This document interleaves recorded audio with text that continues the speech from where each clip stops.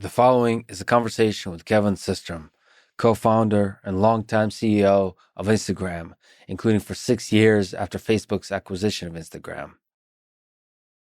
If you want to support this podcast, the best way is to check out the following sponsors in the description. First is Theragun, the device I use for post-workout muscle recovery. Second is NI, a company that helps engineers solve the world's toughest problems. Third is GiveWell, a directory for best, most effective charities. Fourth is Blinkist, the app I use to read summaries of books. And fifth, Fundrise, a platform for investing in private real estate. So the choice is muscle recovery, engineering, optimal charity, books, or investment. Choose wisely, my friends. And now, on to the full ad reads. As always, no ads in the middle. I try to make this interesting, but if you skip them, please still check out our sponsors. I enjoy their stuff. Maybe you will too. This show is brought to you by Theragun, a handheld percussive therapy device that I use after workouts for muscle recovery. It's surprisingly quiet, easy to use, comes with a great app that guides you through everything you need to know. This has been a tool I use often throughout all the physical pursuits I've been under, from cardio to weightlifting to grappling, but it has been recently especially relevant because of a hamstring injury I have, and it's been really helping me on the physical therapy side and on the recovery, getting back to 100%. I mean, I can't sing it enough praise. Theragun has been just a great device for that. Anyway, try Theragun for 30 days at therabody.com/Lex. Theragun Gen 4 has an OLED screen, personalized Theragun app, and is both quiet and powerful, starting at $199. This show is also brought to you by NI, formerly known as National Instruments. NI is a company that has been helping engineers solve the world's toughest challenges for 40 years. Their motto is engineer ambitiously. I don't think a better motto can possibly exist for any company ever. I love ambition. I love engineering. So engineering ambitiously is pretty much as good as it gets. They have a podcast called Testing 123. They have amazing articles, engineering related articles on ni.com/perspectives. They cover engineering, innovation, talking to people, and getting their insights about how testing, how failure, how rigorous, controlled error making that leads to learning and improvement is a part of their success. So it's so beautiful to be honest about your failures and to accept them as part of the process. I mean, that is what testing is. Testing is fundamental to engineering. It's not about getting it perfect in the design stage. It really is actually testing it through rigor as it meets the real world. Anyway, engineer ambitiously with NI at ni.com/perspectives. That's ni.com/perspectives. This show is brought to you by GiveWell. They research charitable organizations and only recommend the highest impact evidence-backed charities. Over 50,000 donors have used GiveWell to donate more than $750 million. The idea of giving optimally, of optimal charity, is core to this whole concept that I and a bunch of other people, Joe Rogan, Sam Harris, have had a lot of conversation about effective altruism. This is such a great implementation of that because you don't have to worry that your money, if you're giving, donating money to charity, that it's not being used optimally. Not only does GiveWell make it easy for you to not get into trouble with charities that don't do a good job, but they help you pick out the very best, the highest impact, and always backed by real evidence of a track record of previous performance. So check them out. Go to givewell.org, pick podcast, and select Lex Friedman Podcast at checkout. Once again, that's givewell.org, pick podcast, and select Lex Friedman Podcast at checkout. Good luck, my friends. This episode is also brought to you by Blinkist, my favorite app for learning new things. Blinkist takes the key ideas from thousands of nonfiction books and condenses them down into just 15 minutes that you can read or listen to. They have some of my favorite nonfiction: Sapiens, Meditations by Marcus Aurelius, Beginning of Infinity by David Deutsch, the Snowden book. The list goes on and on and on. I use Blinkist for several reasons. So one is to review books that I've already read. Two is to select books that I would like to read next in full. And three is get a summary of books I'm never going to get a chance to read, likely, but are still important to our culture, so that I can understand what people's ideas are. In fact, Blinkist just does a remarkable job of summarizing books. I feel like sometimes the key insights that Blinkist presents just captures the entirety of the book. It's almost like you didn't need to read the book. Of course, the magic of reading is if you spend a long time with those ideas, you kind of marinate in those ideas. But that doesn't mean you can't have the key ideas, and that's what Blinkist does masterfully. Go to Blinkist.com/Lex to start your free 7-day trial and get 25% off of a Blinkist premium membership. That's Blinkist.com/Lex, spelled Blinkist. Blinkist.com/Lex. This show is also sponsored by Fundrise, spelled Fundrise. It's a platform that allows you to invest in private real estate. If you're looking to diversify your investment portfolio, this is a good choice. I don't know. I keep hearing that people don't diversify, or at least don't diversify as much as I would prefer. I still believe in this age of cryptocurrency, in this age of all kinds of financial investment opportunities, it's still wise to diversify. It reduces not only the risk, but also reduces the load on your mental anxiety associated with investing in something. And I think Fundrise and private real estate is a really interesting sort of orthogonal solution to diversification. It's good to allocate some of your funds to this kind of investment. Anyway, I'm still a big fan of diversification, but what do I know? Definitely don't take my advice for it. But you should check out Fundrise at fundrise.com/Lex. 150,000 investors use it. It takes just a few minutes to get started at fundrise.com/Lex. That's fundrise.com/Lex. This is the Lex Friedman Podcast, and here is my conversation with Kevin Systrom.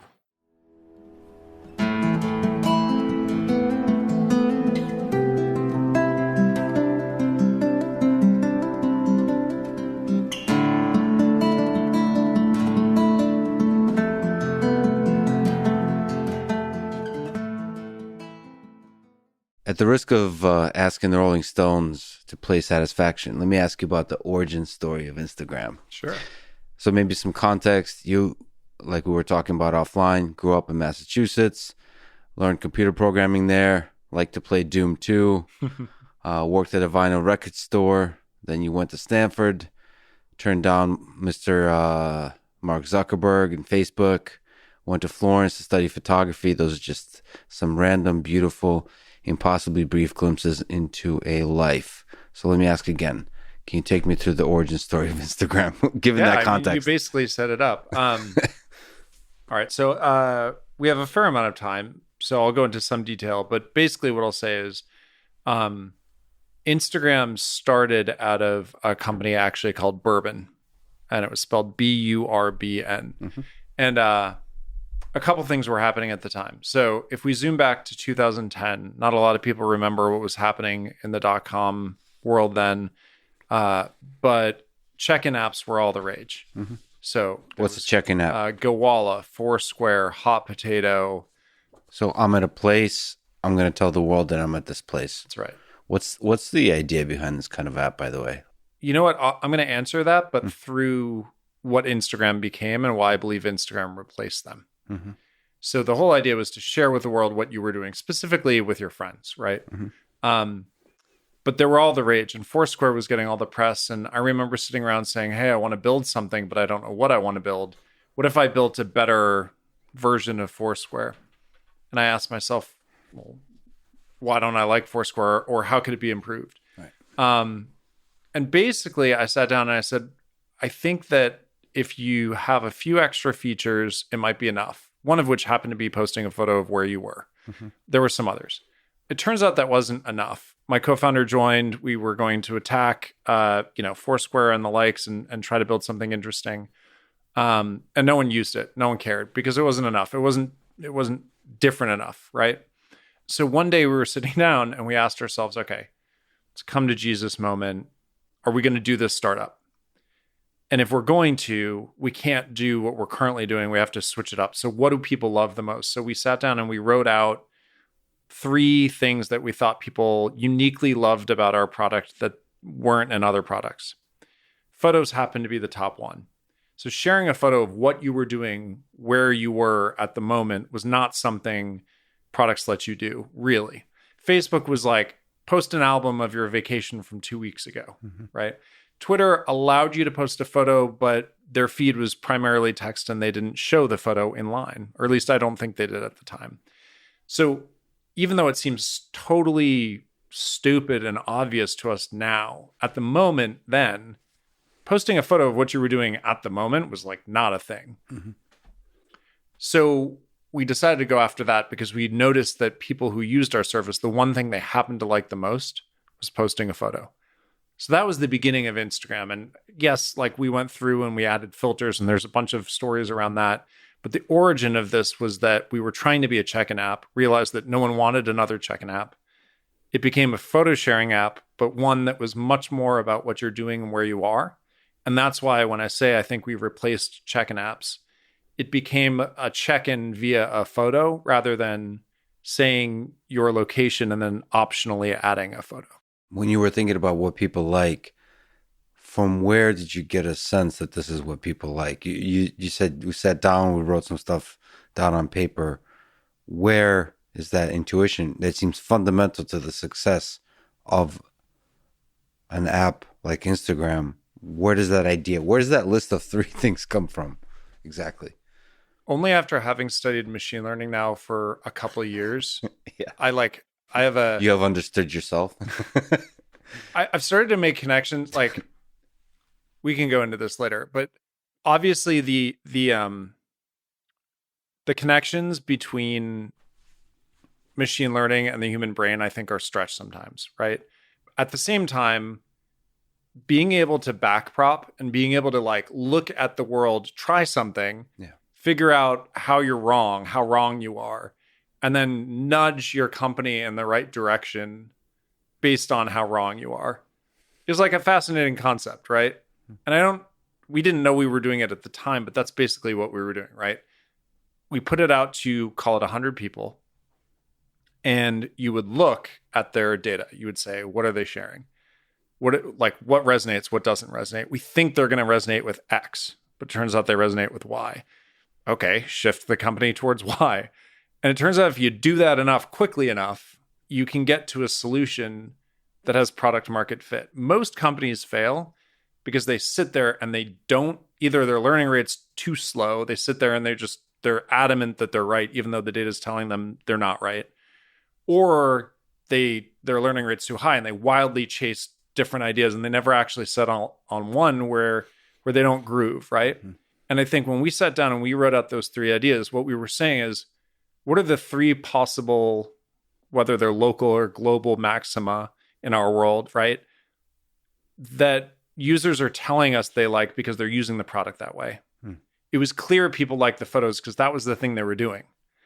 And we just said, okay, like, what if we just cut out most of the other stuff and focus on that thing? And then it happened to be a multi-billion-dollar business. And it's that easy, by the way. Yeah, I guess so. Well, nobody ever writes about neural networks that miserably failed. So this particular neural network succeeded. They fail all the time, right? Yeah, but nobody writes the default state is failing. Yes. Yeah. When you said the way people are using the app, Is that the loss function for this neural network, or is it also self-report? Like, do you ever ask people what they like, or do you have to track exact what they're doing, not what they're saying? I once made a Thanksgiving dinner. Okay. And it was for relatives, and I like to cook a lot. Okay. And I worked really hard on picking the specific dishes, and I was really proud because I had planned it out using a Gantt chart, and like it was ready on time, and everything was hot. Nice. Like, I don't know if you're a big Thanksgiving guy, but like the worst thing about Thanksgiving is when the turkey's cold and some things are hot and something. Anyway, You had a Gantt chart. Did you actually have a chart? oh yeah, yeah, That is OmniPlan, nice. fairly expensive like Gantt chart thing that I think maybe 10 people have purchased in the world, but I'm one of them, and I use it for recipe planning only around big holidays. That's brilliant, by the way. Do people do this kind of Over engineering. it's not over it's just engineering, it's planning. Like Yeah. Thanksgiving is a complicated set of events with some uncertainty, with a lot of things going on. You should be planning it in this way. There should be a chart. It's not over. I mean, so what's funny is, brief aside, yes. It's brilliant. I love cooking. I love food. I love coffee. And I've spent some time with some chefs who like know their stuff. And they always just take out a piece of paper and just work backwards in rough order. Like, it's never perfect, but rough order. It's just like, oh, that makes sense. Why not just work backwards from the end goal, right? And put in some buffer time. And so I probably overspecified it a bit using a Gantt chart, but the fact that you can do it, it's what professional kitchens roughly do. Mm-hmm. They just don't call it a Gantt chart, or at least I don't think they do. Right. Anyway, I was telling a story about Thanksgiving. So here's the thing. I'm sitting down, we have the meal, and then I got to know Ray Dalio fairly well over maybe the last year of Instagram. And one thing that he kept saying was like, feedback is really hard to get, honestly, from people. And I sat down at after dinner, I said, guys, I want feedback. What was good and what was bad? Yes. And what's funny is like literally everyone just said everything was great. Mm-hmm. And I like personally knew I had screwed up a handful of things, but no one would say it. And can you imagine now, not something as high stakes as Thanksgiving dinner, okay? Thanksgiving dinner, it's not that high stakes. Mm-hmm. But you're trying to build a product and everyone knows you left your job for it and you're trying to build it out and you're trying to make something wonderful and it's yours, right? You designed it. Now try asking for feedback and know that you're giving this to your friends and your family. People have trouble giving hard feedback. People have trouble saying, I don't like this, or this isn't great, or this is how it's failed me. In fact, you usually have two classes of people. People who just won't say bad things. You can literally say to them, please tell me what you hate most about this, and they won't do it. They'll try, but they won't. And then the other class of people are just negative, period, about everything. And it's hard to parse out like what is true and what isn't. Mm-hmm. So my rule of thumb with this is you should always ask people. But at the end of the day, it's amazing what data will tell you. And that's why with whatever project I work on, even now, collecting data from the beginning on usage patterns, so engagement, how many days of the week do they use it? How many, I don't know, if we were to go back to Instagram, how many impressions per day, right? Is that growing? Is that shrinking? And don't be like overly scientific about it, right? Because maybe you have 50 beta users or something. But what's fascinating is that data doesn't lie. Mm-hmm. People are very defensive about their time. They'll say, oh, I'm so busy. I'm sorry I didn't get to use the app. Like I'm just, but I don't know, you were posting on Instagram the whole time. So I don't know, at the end of the day, like at Facebook, there was, before time spent became kind of this loaded term there. The idea that people's currency in their lives is time, and they only have a certain amount of time to give things, whether it's friends or family or apps or TV shows or whatever, there's no way of inventing more of it, or at least not that I know of. If they don't use it, it's because it's not great. So the moral of the story is you can ask all you want, but you just have to look at the data. And data doesn't lie, right? I mean, there's metrics. There's data can obscure the key insight if you're not careful. So time spent in the app, that's one. There's so many metrics you can put at this, and they will give you totally different insights, especially when you're trying to create something that doesn't obviously exist yet. So, measuring maybe why you left the app, or measuring special moments of happiness that will make sure you return to the app, or moments of happiness that are long lasting versus like dopamine short term, all of those things. But I suppose in the beginning, you can just get away with just asking the question, which features are used a lot? Let's do more of that.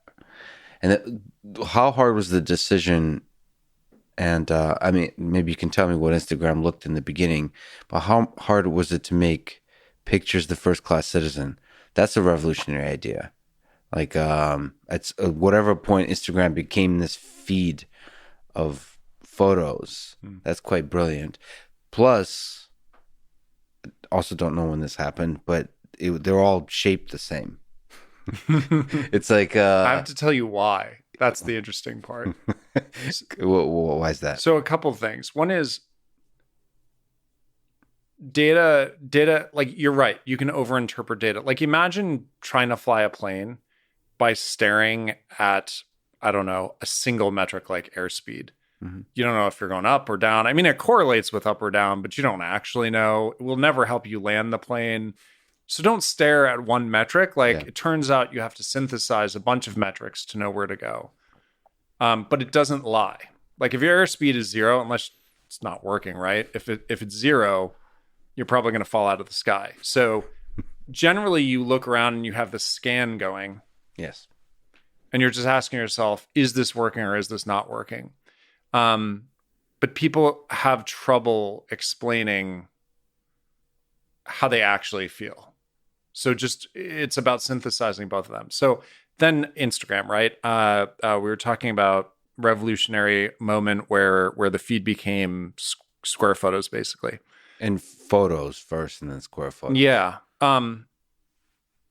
It was clear to me that I believe the biggest companies are founded when enormous technical shifts happen. And the biggest technical shift that happened right before Instagram was founded was the advent of a phone that didn't suck. The iPhone, right? Like in retrospect, we're like, oh my God, the first iPhone that almost had, like, it wasn't that good. But compared to everything else at the time, it was amazing. And by the way, the first phone that had an incredible camera that could like do as well as the point and shoot you might carry around was the iPhone 4. And that was right when Instagram launched. And we looked around and we said, what will change because everyone has a camera in their pocket? And it was so clear to me that the world of social networks before, it was based in the desktop and sitting there and having a link you could share, right? And that wasn't going to be the case. So the question is, what would you share if you were out and about in the world? If not only did you have a camera that fit in your pocket, but by the way, that camera had a network attached to it that allowed you to share instantly. Mm-hmm. That seemed revolutionary. And a bunch of people saw it at the same time. It wasn't just Instagram. There were a bunch of competitors. The thing we did, I think, was not only, we focused on two things. So we wrote down those things. We circled photos and we said, I think we should invest in this. But then we said, what sucks about photos? One, they look like crap, right? They just, at least back then. Now, my phone takes pretty great photos, right? Back then, they were blurry, not so great, compressed, right?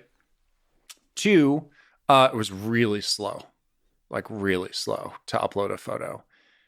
And I'll tell a fun story about that and explain to you why they're all the same size and square as well. And three, man, if you wanted to share a photo on different networks, you had to go to each of the individual apps and select all of them and upload individually. And so we're like, all right, those are the pain points. We're going to focus on that. So one, instead of, because they weren't beautiful, we were like, why don't we lean into the fact that they're not beautiful? And I remember studying in Florence, my photography teacher gave me this Holga camera, and I'm not sure everyone knows what a Holga camera is, but they're these old school plastic cameras, I think they're produced in China at the time.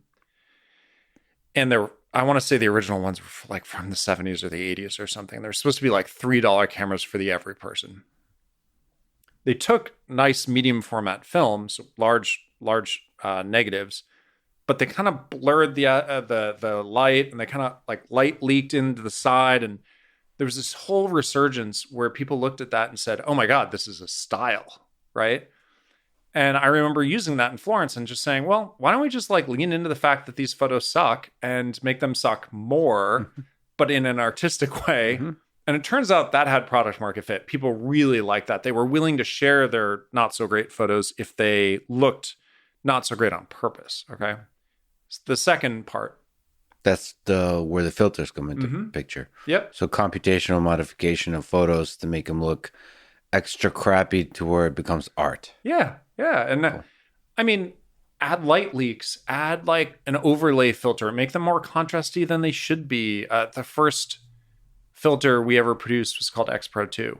And I designed it while I was in this small little bed and breakfast room in Todos Santos, Mexico. I was trying to take a break from the bourbon days. And I remember saying to my co-founder, I just need like a week to reset. And that was on that trip, worked on the first filter because I said, I think I can do this. And I literally iterated one by one over the RGB values in the array that was the photo, and just slightly shifted. Basically, there was a function of R, function of G, function of B that just shifted them slightly. It wasn't rocket science. And it turns out that actually made your photo look pretty cool. It just mapped from one color space to another color space. It was simple, but it was really slow. I mean, if you applied a filter, I think it used to take 2 or 3 seconds to render. Only eventually would I figure out how to do it on the GPU, and I'm not even sure it was a GPU, but it was using OpenGL. But anyway, right. I would eventually figure that out, and then it would be instant. But it used to be really slow. By the way, anyone who's watching or listening, it's amazing what you can get away with in a startup as long as the product outcome is right for the user. Like, you can be slow, you can be terrible, you can be, as long as you have product market fit, people will put up with a lot. And then the question is just about compressing, making it more performant over time so that they get that product market fit instantly. So fascinating, because there's some things where those 3 seconds would make or break the app, but some things you're saying not. It's hard to know when. It's the problem Spotify solved, making streaming like work. Mm-hmm. And like delays in listening to music is a huge negative, even like slight delays. But here you're saying, I mean, how do you know when those 3 seconds are okay? Or you just gonna have to try it out? Because to me, my intuition would be those 3 seconds would kill the app. Like, I would try to do the OpenGL thing. Right. So I wish I were that smart at the time. I wasn't. I just knew how to do what I knew how to do, right? And I decided, okay, like, why don't I just iterate over the values and change them? And what's interesting is that compared to the alternatives, no one else used OpenGL. Right. So everyone else was doing it the dumb way. And in fact, they were doing it at a high resolution. Now comes in the small resolution that we'll talk about for a second. By choosing 512 pixels by 512 pixels, which I believe it was at the time, we iterated over a lot fewer pixels than our competitors who were trying to do these enormous output like images. Yeah. So instead of taking 20 seconds, 3 seconds feels pretty good, right? Mm-hmm. So on a relative basis, we were winning like a lot. Okay. So that's answer number one. Answer number two is, we actually focused on latency in the right places. So we did this really wonderful thing when you uploaded. So the way it would work is, you'd take your phone, you'd take the photo, and then you'd go to the edit screen where you would caption it. And on that caption screen, you'd start typing and you'd think, okay, like, what's a clever caption? And I said to Mike, hey, when I worked on the Gmail team, you know what they did? When you typed in your username or your email address, even before you've entered in your password, like, the probability once you enter in your username that you're going to actually sign in is extremely high. So why not just start loading your account in the background? Not like sending it down to the desktop. That would be a security issue. But like load it into memory on the server. Like get it ready, prepare it. I always thought that was so fascinating and unintuitive. And I was like, Mike, why don't we just do that? But like, we'll just upload the photo and like assume you're going to upload the photo. And if you don't, forget about it. We'll delete it, right? So what ended up happening was people would caption their photo. They'd press done or upload, and you'd see this little progress bar just go, thoop, and it was lightning fast, okay? We were no faster than anyone else at the time, but by choosing 512 by 512 and doing it in the background, it almost guaranteed that it was done by the time you captioned. And everyone, when they used it, was like, how the hell is this thing so fast? But we were slow. We just hid the slowness. It wasn't like, these things are just like, it's a shell game. You're just hiding the latency. That mattered to people like a lot. And I think that, so you were willing to put up with a slow filter if it meant you could share it immediately. And of course, we added sharing options which let you distribute it really quickly. That was the third part. So latency matters, but relative to what? And then there's some like tricks you get around to just hiding the latency. Like, I don't know if Spotify starts downloading the next song eagerly. I'm assuming they do. There are a bunch of ideas here that are not rocket science that really help. And all of that was stuff you were explicitly having a discussion about, like those designs and argument. You were having like arguments, discussions. I'm not sure it was arguments. I mean, I'm not sure if you've met my co-founder Mike, but he's a pretty nice guy, and he's very reasonable. And we both just saw eye to eye, and we were like, yeah, just like if you make this fast, or at least seem fast, it'll be great. I mean, honestly, I think the most contentious thing, and he would say this too initially, was I was on an iPhone 3G, so like the not so fast one, and he had a brand new iPhone 4. I was cheap. Nice. And his feed loaded super smoothly. Like when he would scroll from photo to photo, buttery smooth, right? But on my phone, every time you got to a new photo, it was like ka-chunk, ka-chunk, allocate memory, like all this stuff, right? And I was like, Mike, that's unacceptable. He's like, oh, come on, man. Just like upgrade your phone. Basically, he didn't actually say that. He was nicer than that. But I could tell he wished like I would just stop being cheap and just get a new phone. But what's funny is we actually sat there working on that little detail for a few days before launch. And that polished experience, plus the fact that uploading seemed fast for all these people who didn't have nice phones, I think meant a lot. Because far too often you see teams focus not on performance, they focus on what's the cool computer science problem they can solve, right? Can we scale this thing to 1 billion users? And they've got like 100, right? Yeah. You talked about loss function, so I want to come back to that. The loss function is like, do you provide a great, happy, magical, whatever experience for the consumer? And listen, if it happens to involve something complex and technical, then great. But it turns out, I think most of the time, those experiences are just sitting there waiting to be built with like not that complex solutions. But everyone is just like so stuck in their own head that they have to over-engineer everything, and then they forget about the easy stuff. I mean, also maybe to flip the loss function there is you're trying to minimize the number of times there's unpleasant experience, right? Like the one you mentioned where when you go to the next photo, it freezes for a little bit. So it's almost, as opposed to maximizing pleasure, it's probably easier to minimize the number of like the friction. Yeah. And as we all know, you just make the pleasure negative and then minimize everything. So like we're mapping this all back to neural networks. But actually, can I say one thing Sure. on that, which is, I don't know a lot about machine learning, but I feel like I've tried studying a bunch. That whole idea of reinforcement learning and planning out more than the greedy single experience, I think is the closest you can get to like ideal product design thinking, where you're not saying, hey, like, can we have a great experience just this one time? but like, what is the right way to onboard someone? What series of experiences correlate most with them hanging on long term, right? So not just saying, oh, did the photo load slowly a couple times, or did they get a great photo at the top of their feed?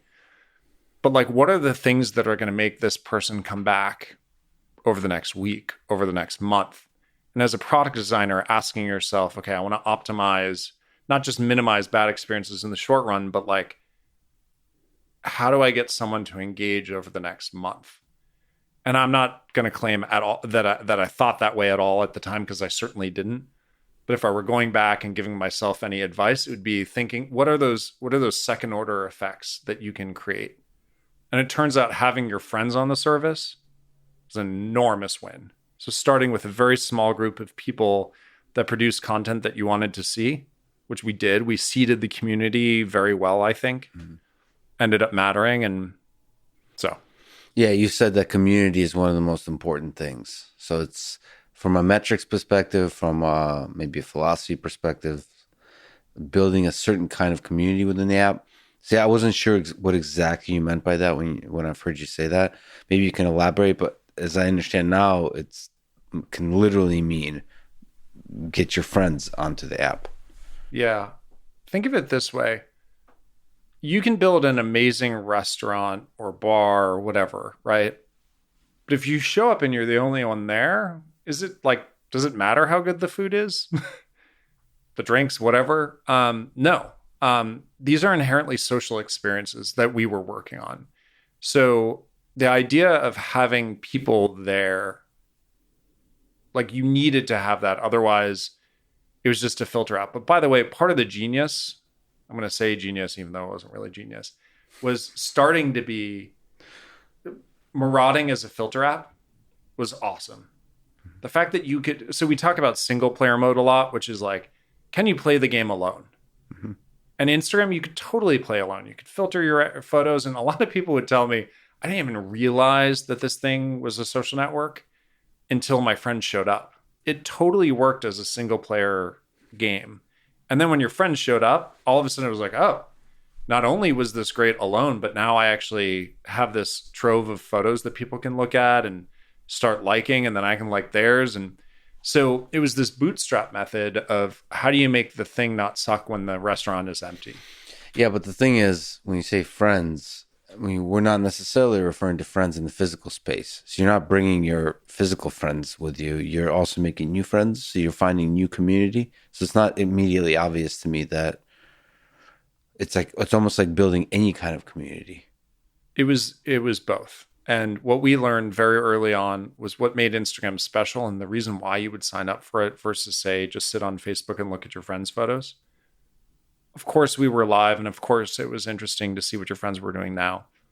But the fact that you could connect with people who like took really beautiful photos in a certain style all around the world, whether they were travelers, it was the beginning of the influencer economy.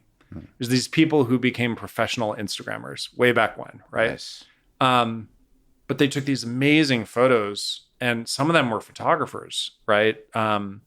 Like professionally.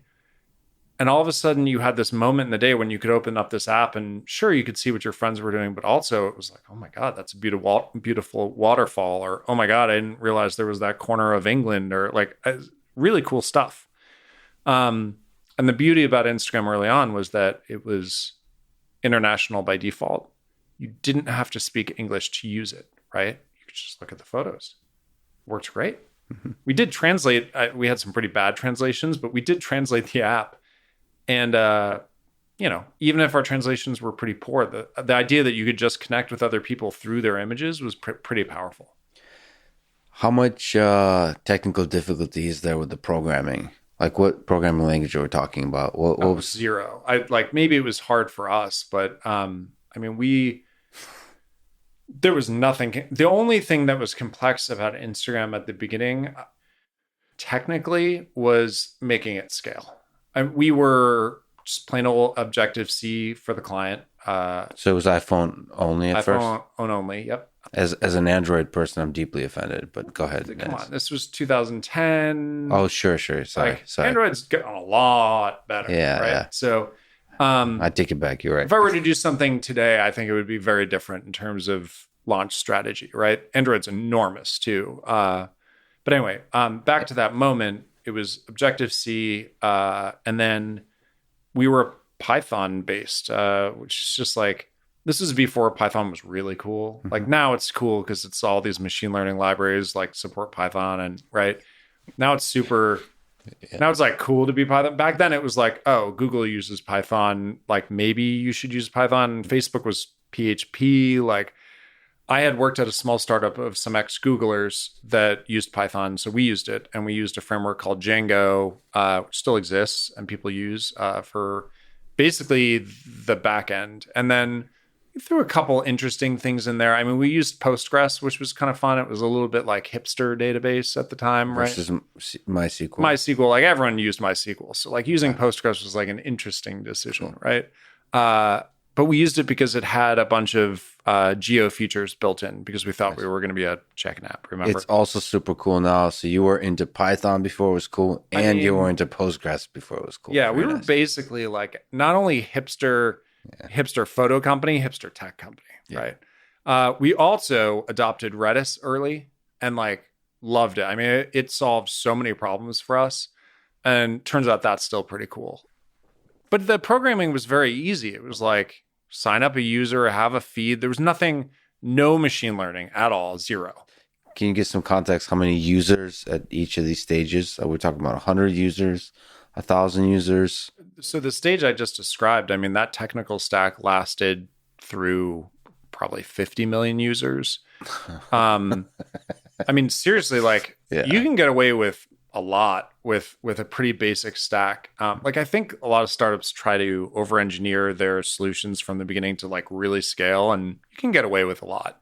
That being said, most of the first 2 years of Instagram was literally just trying to make that stack scale. And it was not a Python problem. It was like literally just like, where do we put the data? Like it's all coming in too fast. Like how do we store it? How do we make sure to be up? How do we make sure we're on the right size boxes, that they have enough memory? Those were the issues. But can you speak to the choices you make at that stage when you're growing so quickly? Do you use something like somebody else's computer infrastructure, or do you build in-house? I'm only laughing because when we launched, we had a single computer that we had rented in some colo space in LA. I don't even remember what it was called, because I thought that's what you did. When I worked at a company called Odeo that became Twitter, I remember visiting our space in San Francisco. You walked in, you had to wear the ear things. It was cold and fans everywhere, right? And we had to, plug one out, replace one, and I was the intern, so I just like held things. But I thought to myself, oh, this is how it goes. And then I remember being in a VC's office. I think it was Benchmark's office. And I think we ran into another entrepreneur, and they were like, oh, how are things going? We're like, trying to scale this thing. And they were like, well, I mean, can't you just add more instances? And I was like, what do you mean? And they're like, instances on Amazon. I was like, what are those? And it was this moment where we realized how deep in it we were, because we had no idea that AWS existed, nor should we be using it. Anyway, that night we went back to the office and we got on AWS, but we did this really dumb thing where I'm so sorry to people listening, but we brought up an instance, which was our database. It's going to be a replacement for our database. But we had it talking over the public internet to our little box in LA that was our app server. Very nice. Yeah. That's how sophisticated we were. And obviously that was very, very slow. Didn't work at all. I mean, it worked, but didn't work. We only like later that night did we realize we had to have it all together. But at least like if you're listening right now and you're thinking, I have no chance. I'm going to start a startup. I have no chance. I don't know. We did it, and we made a bunch of really dumb mistakes initially. I think the question is, how quickly do you learn that you're making a mistake, and do you do the right thing immediately right after? So you didn't pay for those mistakes by failure. So how quickly did you fix it? I guess there's a lot of ways to sneak up to this question of how the hell do you scale the thing? Other startups, if you have an idea, how do you scale the thing? Is it just AWS, and you try to write the kind of code that's easy to spread across a large number of instances, and then the rest is just put money into it? Basically, I would say a couple things. First off, don't even ask the question. Just find product market fit, duct tape it together, right? Like if you have to. I think there's a big caveat here, which I want to get to. But generally, all that matters is product market fit. That's all that matters. If people like your product, do not worry about when 50,000 people use your product, because you will be happy that you have that problem when you get there. I actually can't name many startups where they go from nothing to something overnight and they can't figure out how to scale it. There are some, but I think nowadays it's when I say a solved problem, like there are ways of solving it. The base case is typically that startups worry way too much about scaling way too early and forget that they actually have to make something that people like. That's the default mistake case.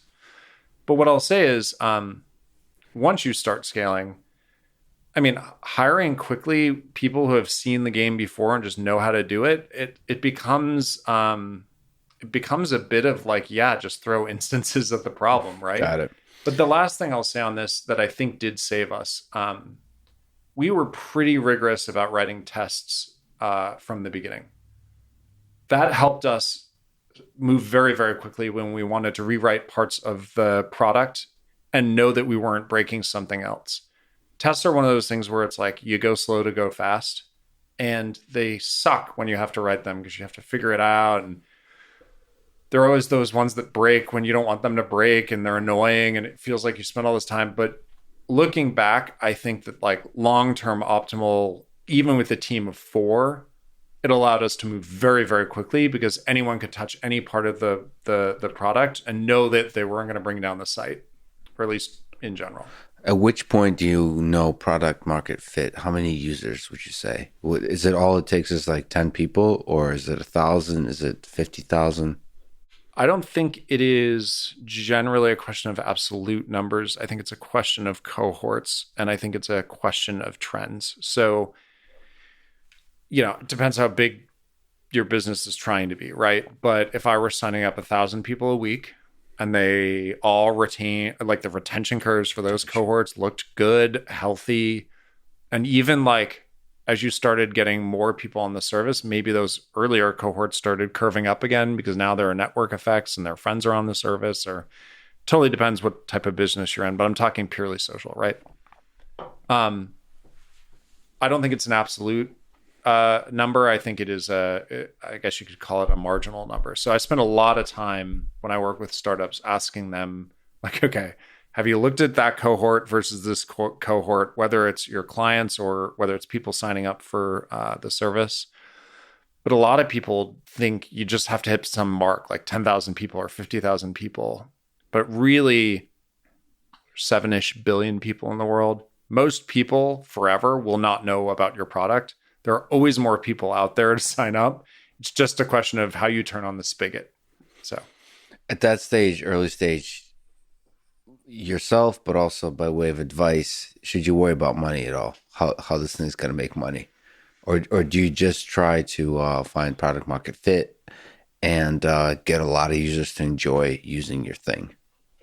I think it totally depends, and that's an unsatisfying answer. I was talking with a friend today who he was one of our earlier investors, and he was saying, hey, like, have you been doing any angel investing lately? I said, not really. I'm just like focused on what I want to do next. And he said the number of financings have just gone bonkers, like just bonkers. Like people are throwing money everywhere right now.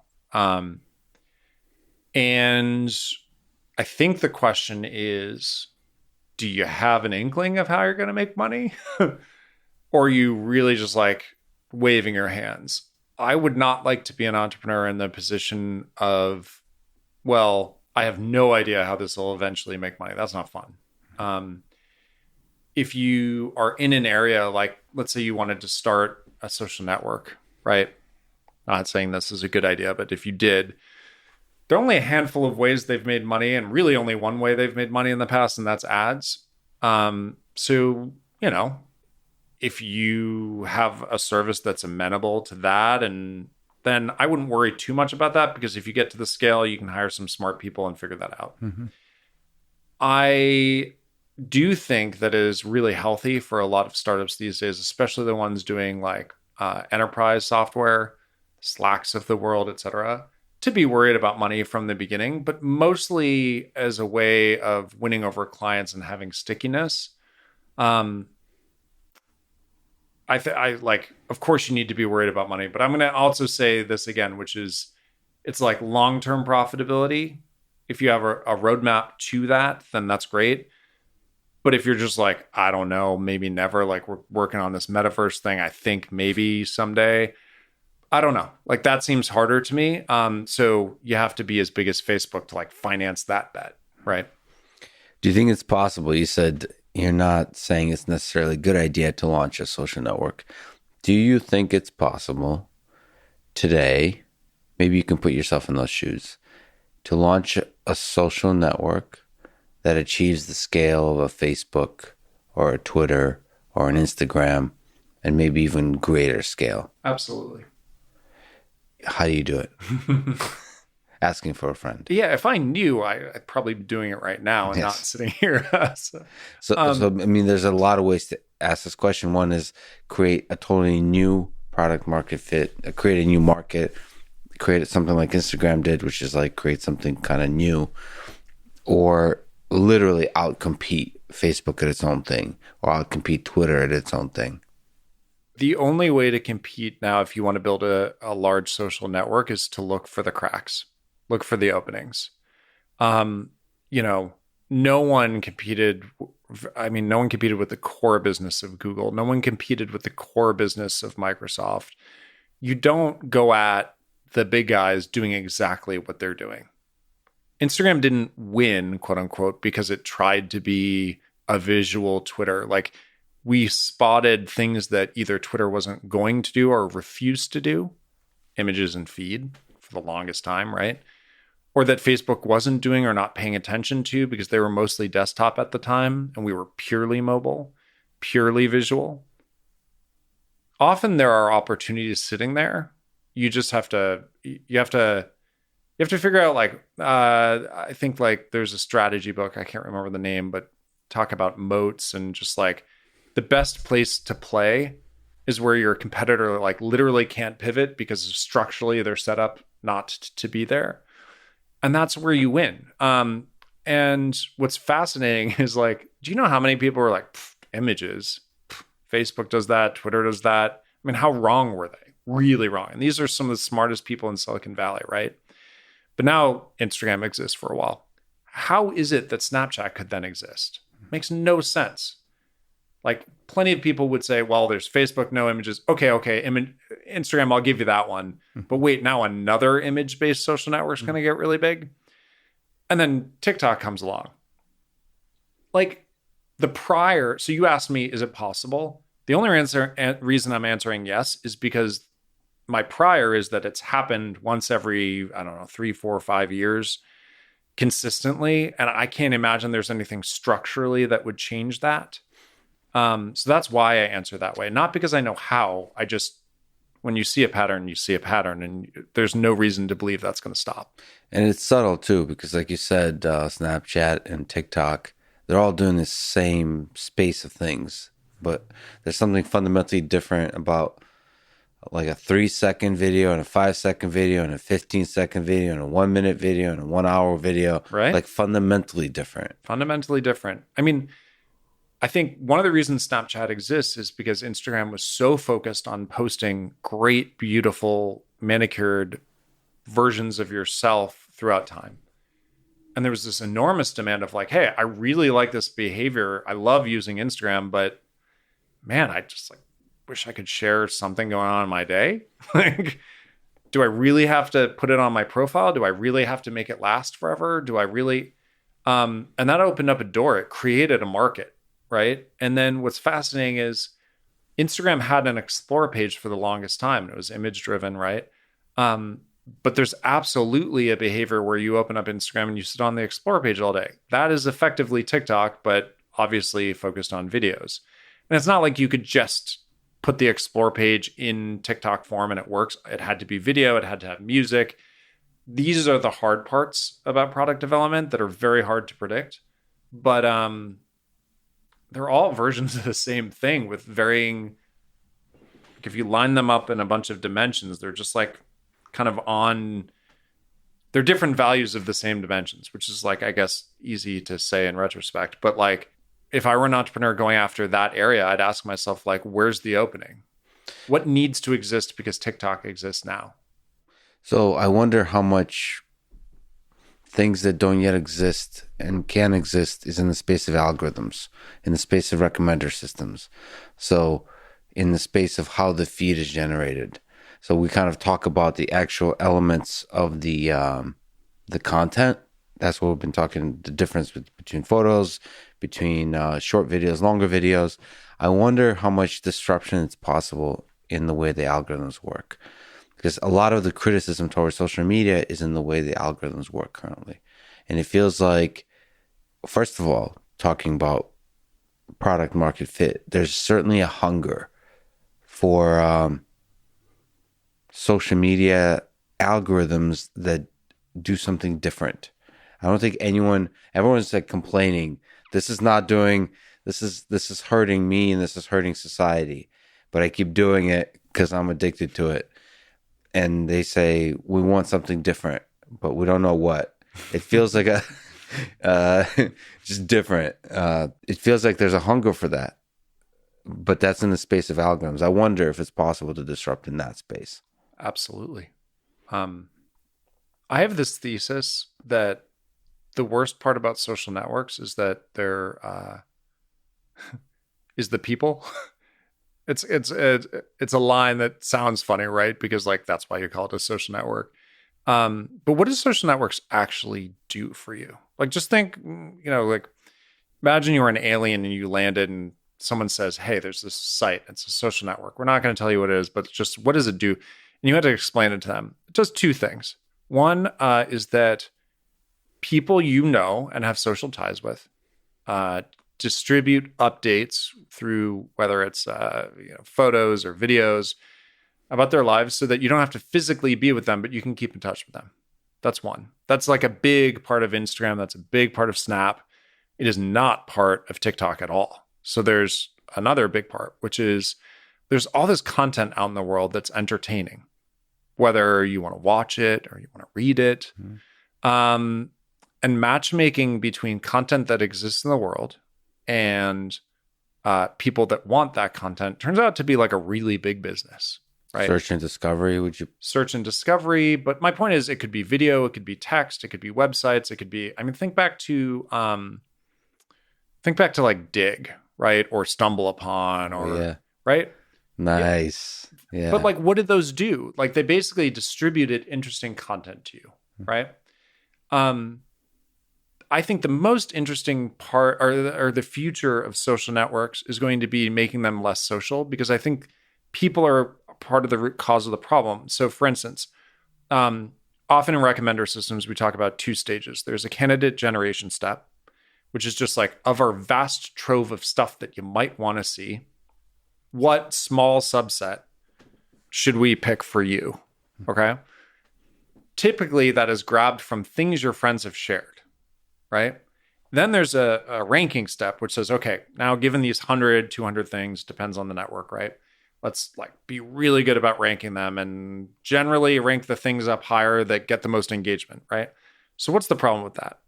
Step one is we've limited everything you could possibly see to things that your friends have chosen to share. Or maybe not friends, but influencers. What things do people generally want to share? They want to share things that are going to get likes, that are going to show up broadly. So they tend to be more emotionally driven. They tend to be more risque or whatever. So why do we have this problem? It's because we show people things people have decided to share, and those things self-select to being the things that are most divisive. So how do you fix that? Well, what if you just imagine for a second that why do you have to grab things from things your friends have shared? Why not just like grab things?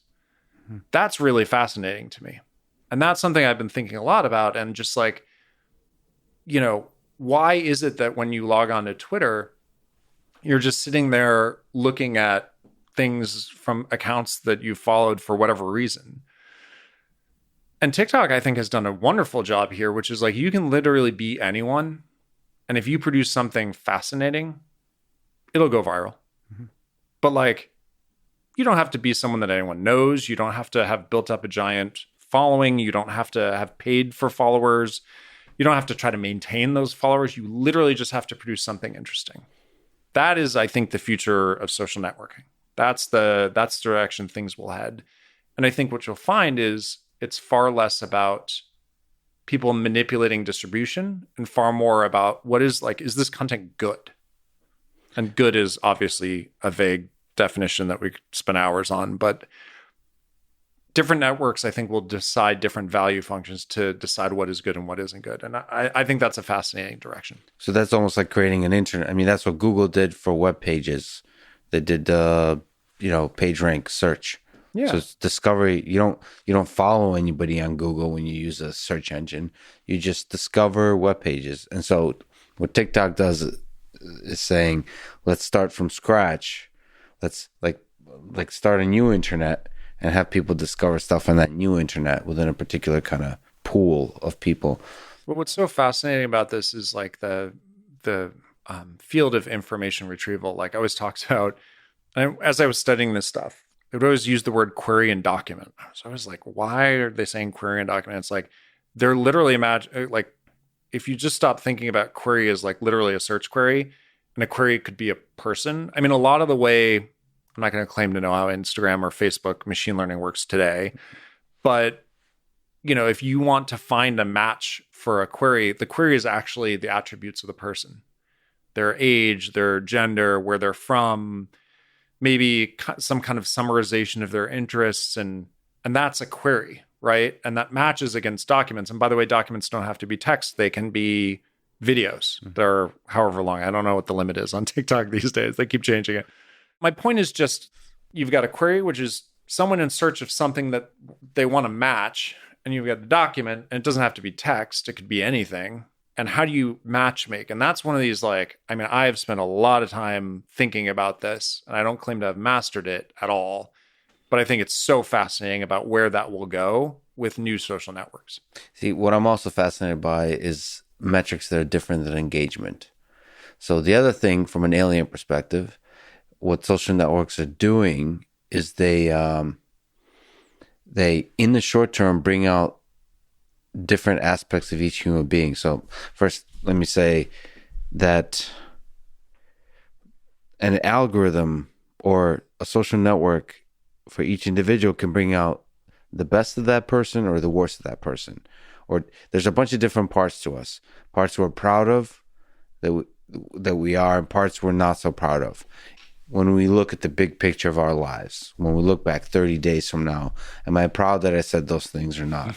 Am I proud that I felt those things? Am I proud that I experienced or read those things or thought about those things? Just in that kind of self-reflective kind of way.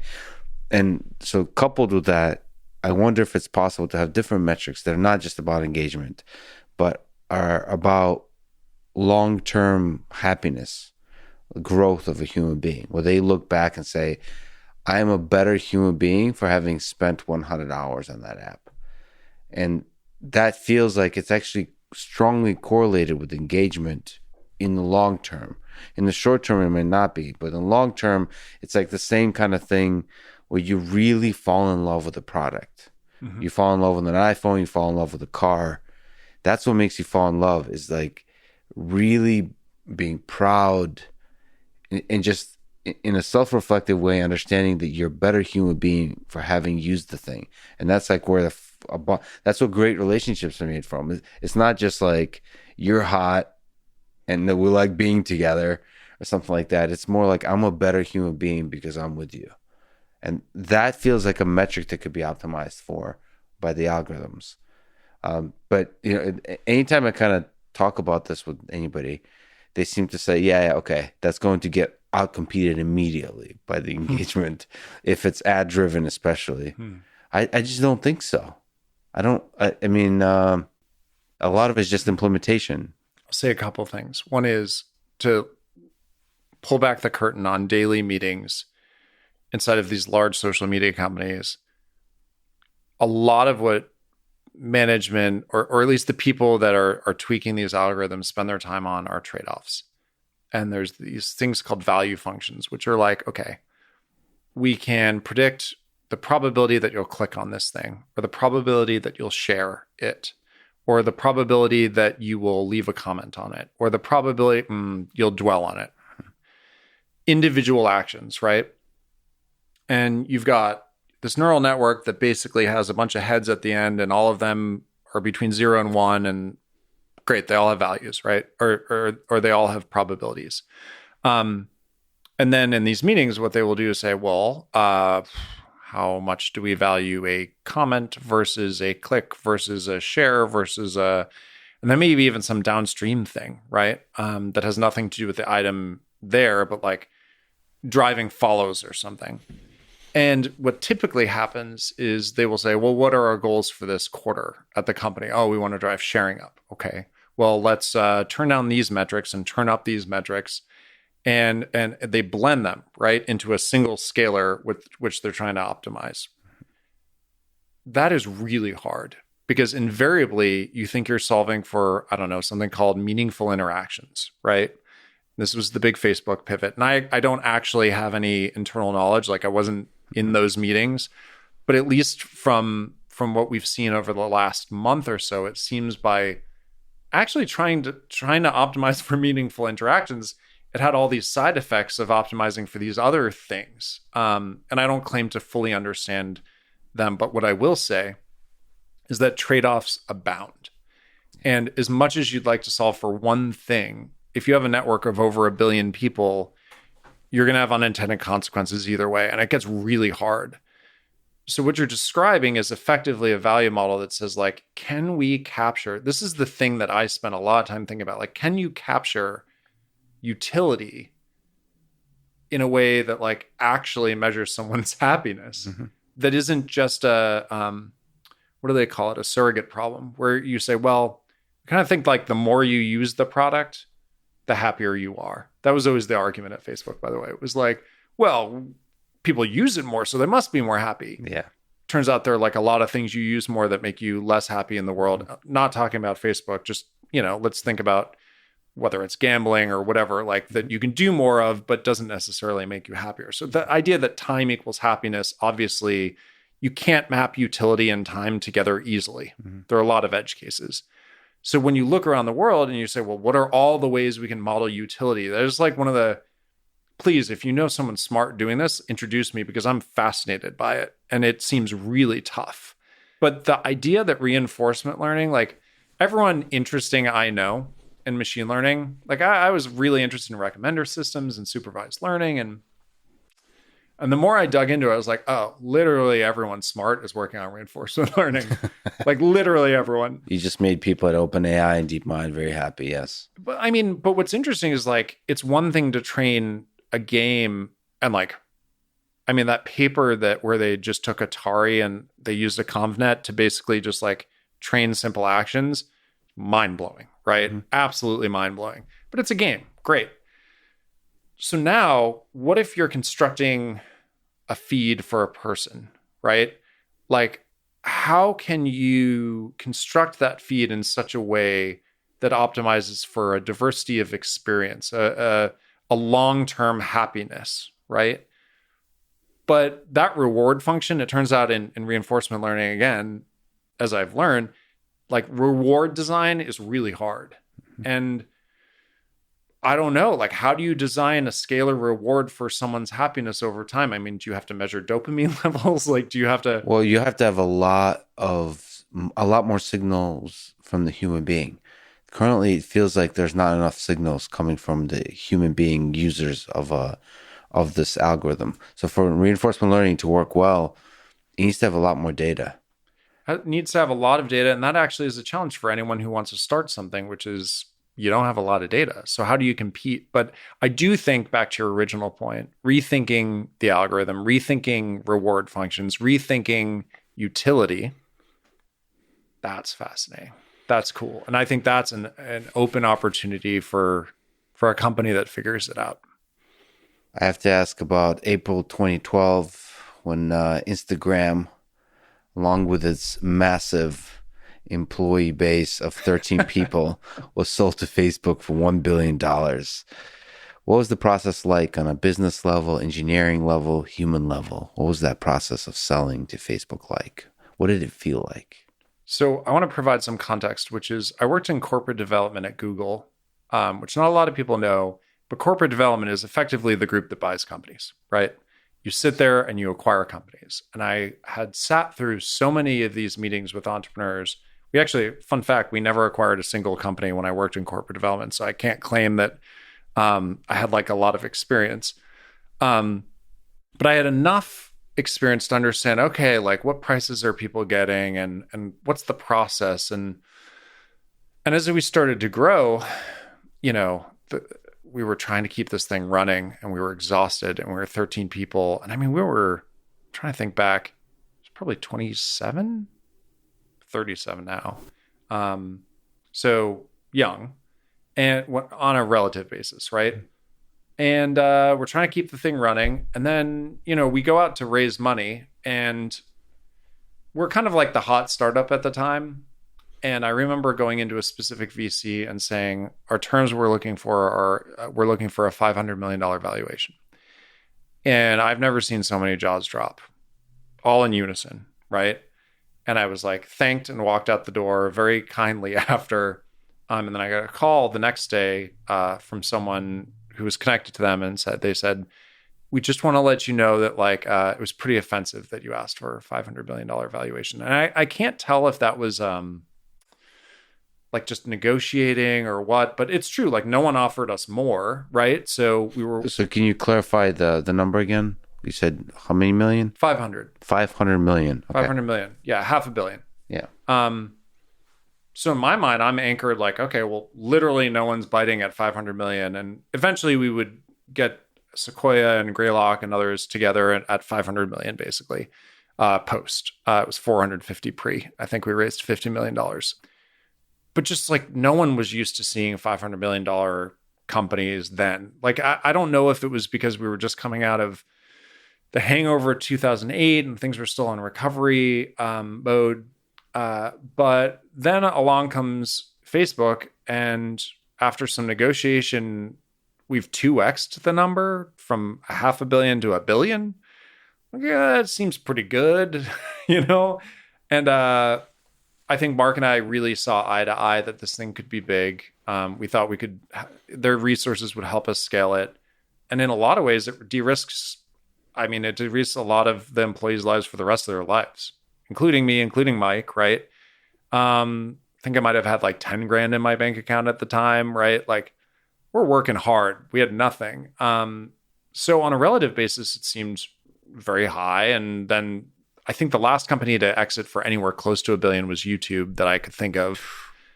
And thus began the giant long bull run of 2012 to all the way to where we are now, where I saw some stat yesterday about like how many unicorns exist, and it's absurd. But then again, never underestimate technology and like the value it can provide. And man, costs have dropped and man, scale has increased, and you can make businesses make a lot of money now. But on a fundamental level, I don't know, like how do you describe the decision to sell a company with 13 people for $1 billion? So first of all, like how did it take a lot of guts to sit at a table and say 500 million or 1 billion with Mark Zuckerberg? It seems like a very large number with 13. Like, especially like it doesn't seem, it is. It is. They're all large especially numbers. Like you said, before the unicorn parade. I like that. I'm going to use that. The unicorn parade. Yeah. The you were at the head of the unicorn parade. It's it's a massive unicorn parade. Okay, so no, I mean we knew we were worth quote unquote a lot, but we didn't. I mean, there was no market for Instagram. I mean, it's not you couldn't mark to market this thing in the public markets. You didn't quite understand what it would be worth or was worth at the time.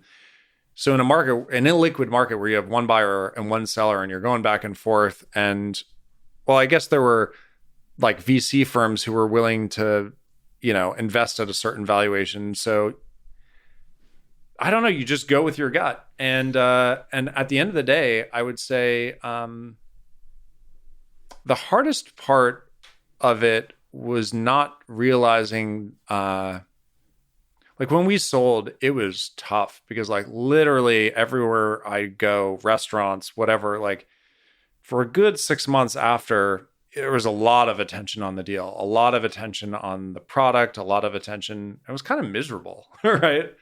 And you're like, wait, like I made a lot of money, but like, why is this not great? And it's because it turns out, and I don't know, like I don't really keep in touch with Mark, but I've got to assume his job right now is not exactly the most happy job in the world. It's really tough when you're on top, and it's really tough when you're in the limelight.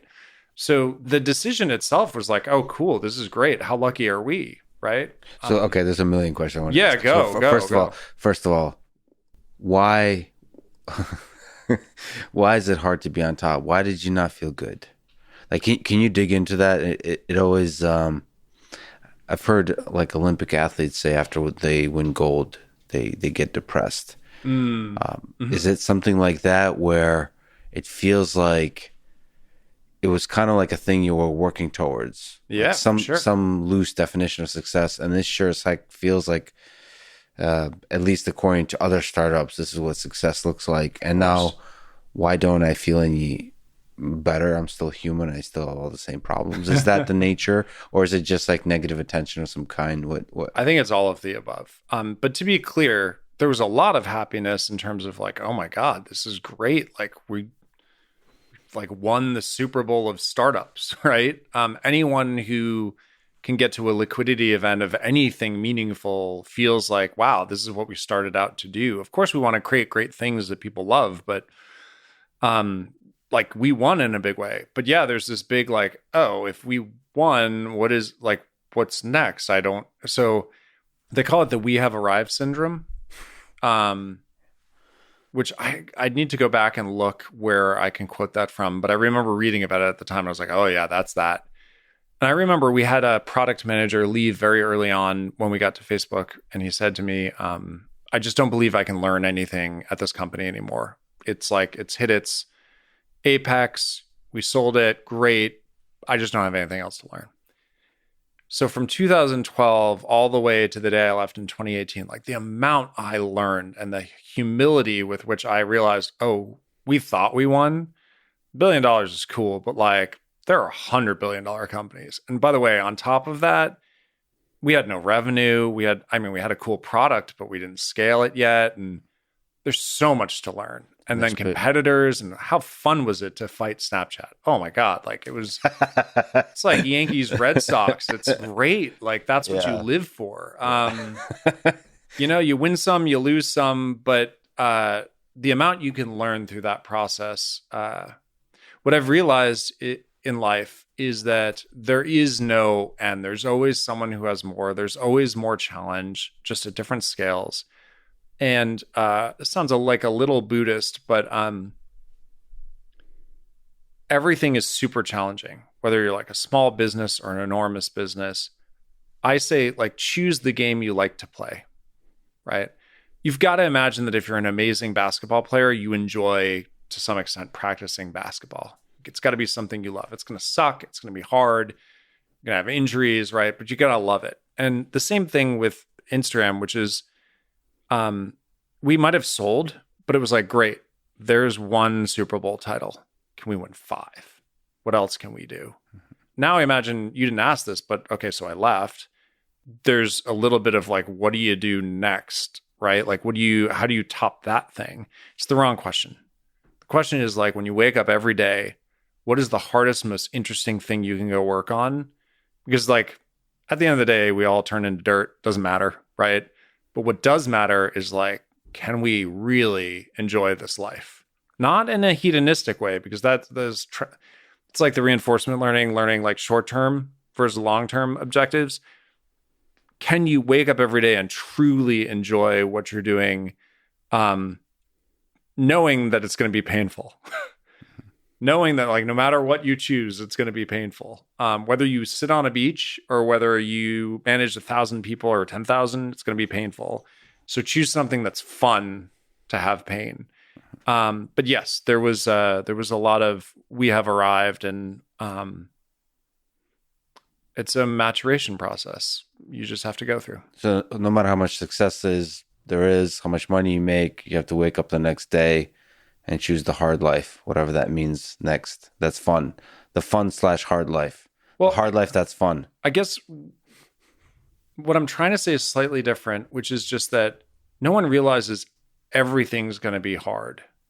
Even chilling out is hard. And then you just start worrying about stupid stuff like, I don't know, like, did so-and-so forget to paint the house today? Or like, did the gardener come or whatever? Like, Yeah. or, oh, I'm so angry my shipment of wine didn't show up and I'm sitting here on the beach without my wine. I don't know. I'm making shit up now. But like, It turns out that even chilling, aka meditation, is hard work. yeah, and at least meditation is like productive chilling where you're like actually training yourself to calm down and be, but backing up for a moment, everything's hard. You might as well be like playing the game you love to play. And I just like playing and winning, and I'm still on the I think the first half of life, knock on wood. And I've got a lot of years, and what am I going to do? Sit around? And the other way of looking at this, by the way, imagine you made one movie and it was great. Would you just like stop making movies? No. Generally, you're like, wow, I really like making movies. Let's make another one. A lot of times, by the way, the second one or the third one, not that great. But the fourth one, awesome. Mm-hmm. And no one forgets the second, or everyone forgets the second and the third one. So there's just this constant process of like, can I produce? And is that fun? Is that exciting? What else can I learn? So this machine learning stuff for me has been this awesome new chapter of being like, man, that's something I didn't understand at all. And now I feel like I'm 1/10 of the way there. And that feels like a big mountain to climb. So I distracted us from the original question. No, about how when we'll return to the machine learning, because I'd love to explore your interest there. But I mean, speaking of sort of challenges and hard things, is there a possible world where sitting in a room with Mark Zuckerberg with a $1 billion deal, you turn it down? Yeah, of course. What does that world look like? Why would you turn it down? Why did you take it? What was the calculation that you were making? Thus enters the world of counterfactuals and not really knowing.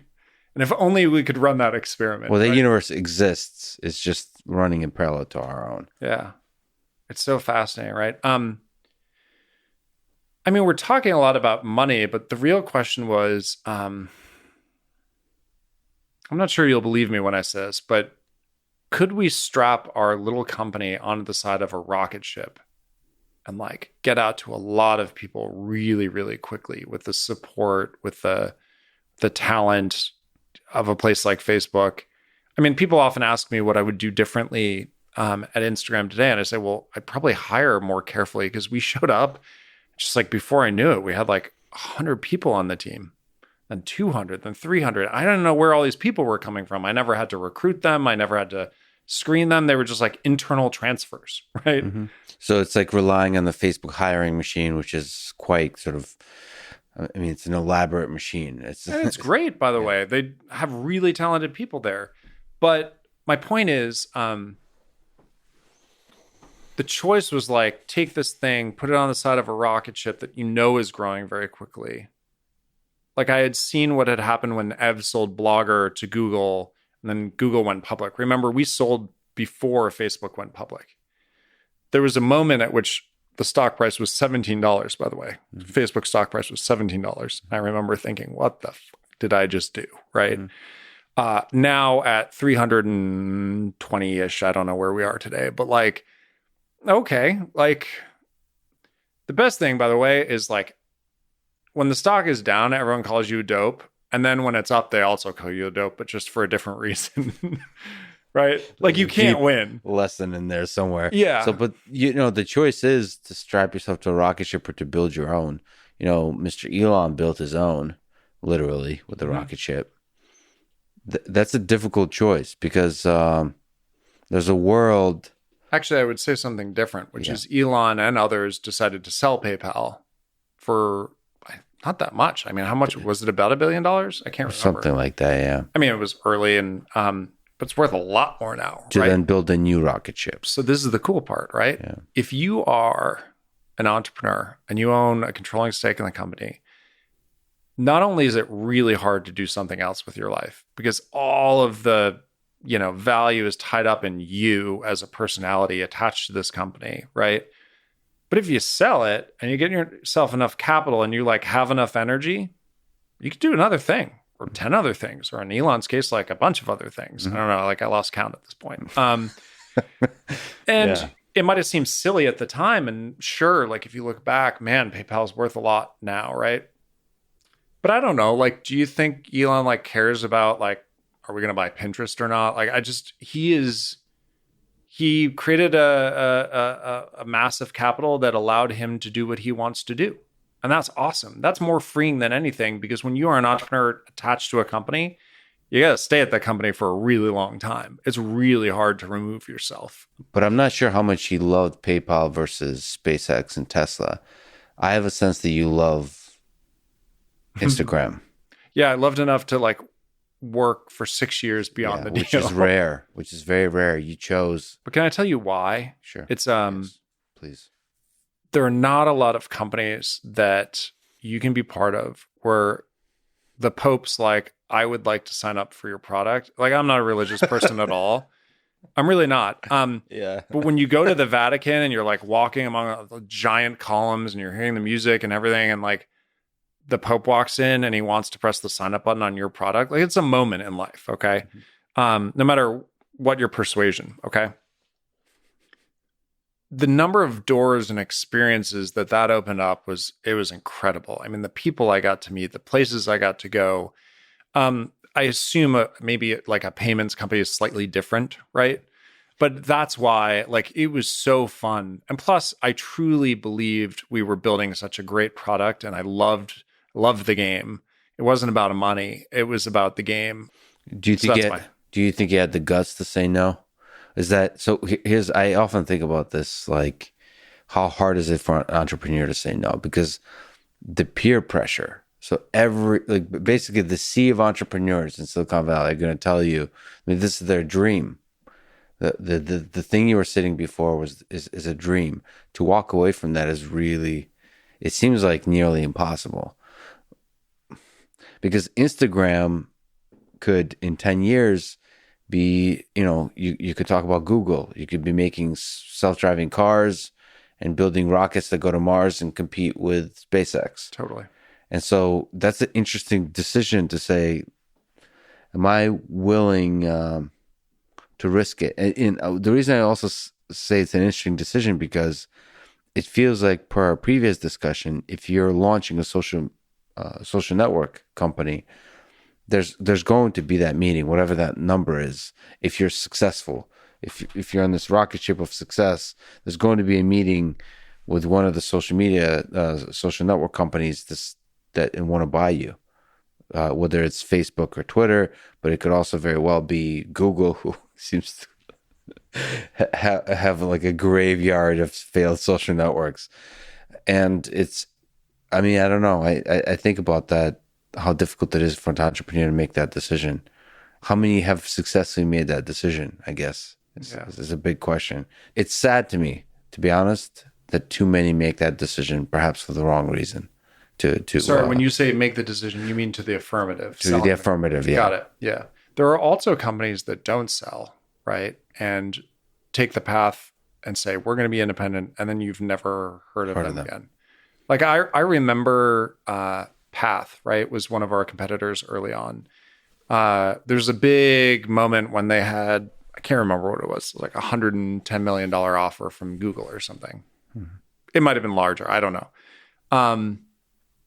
And I remember there was like this big TechCrunch article that was like, they turned it down after talking deeply about their values and everything. And I don't know the inner workings of Foursquare, but like, I'm certain there were many conversations over time where there were companies that wanted Foursquare as well.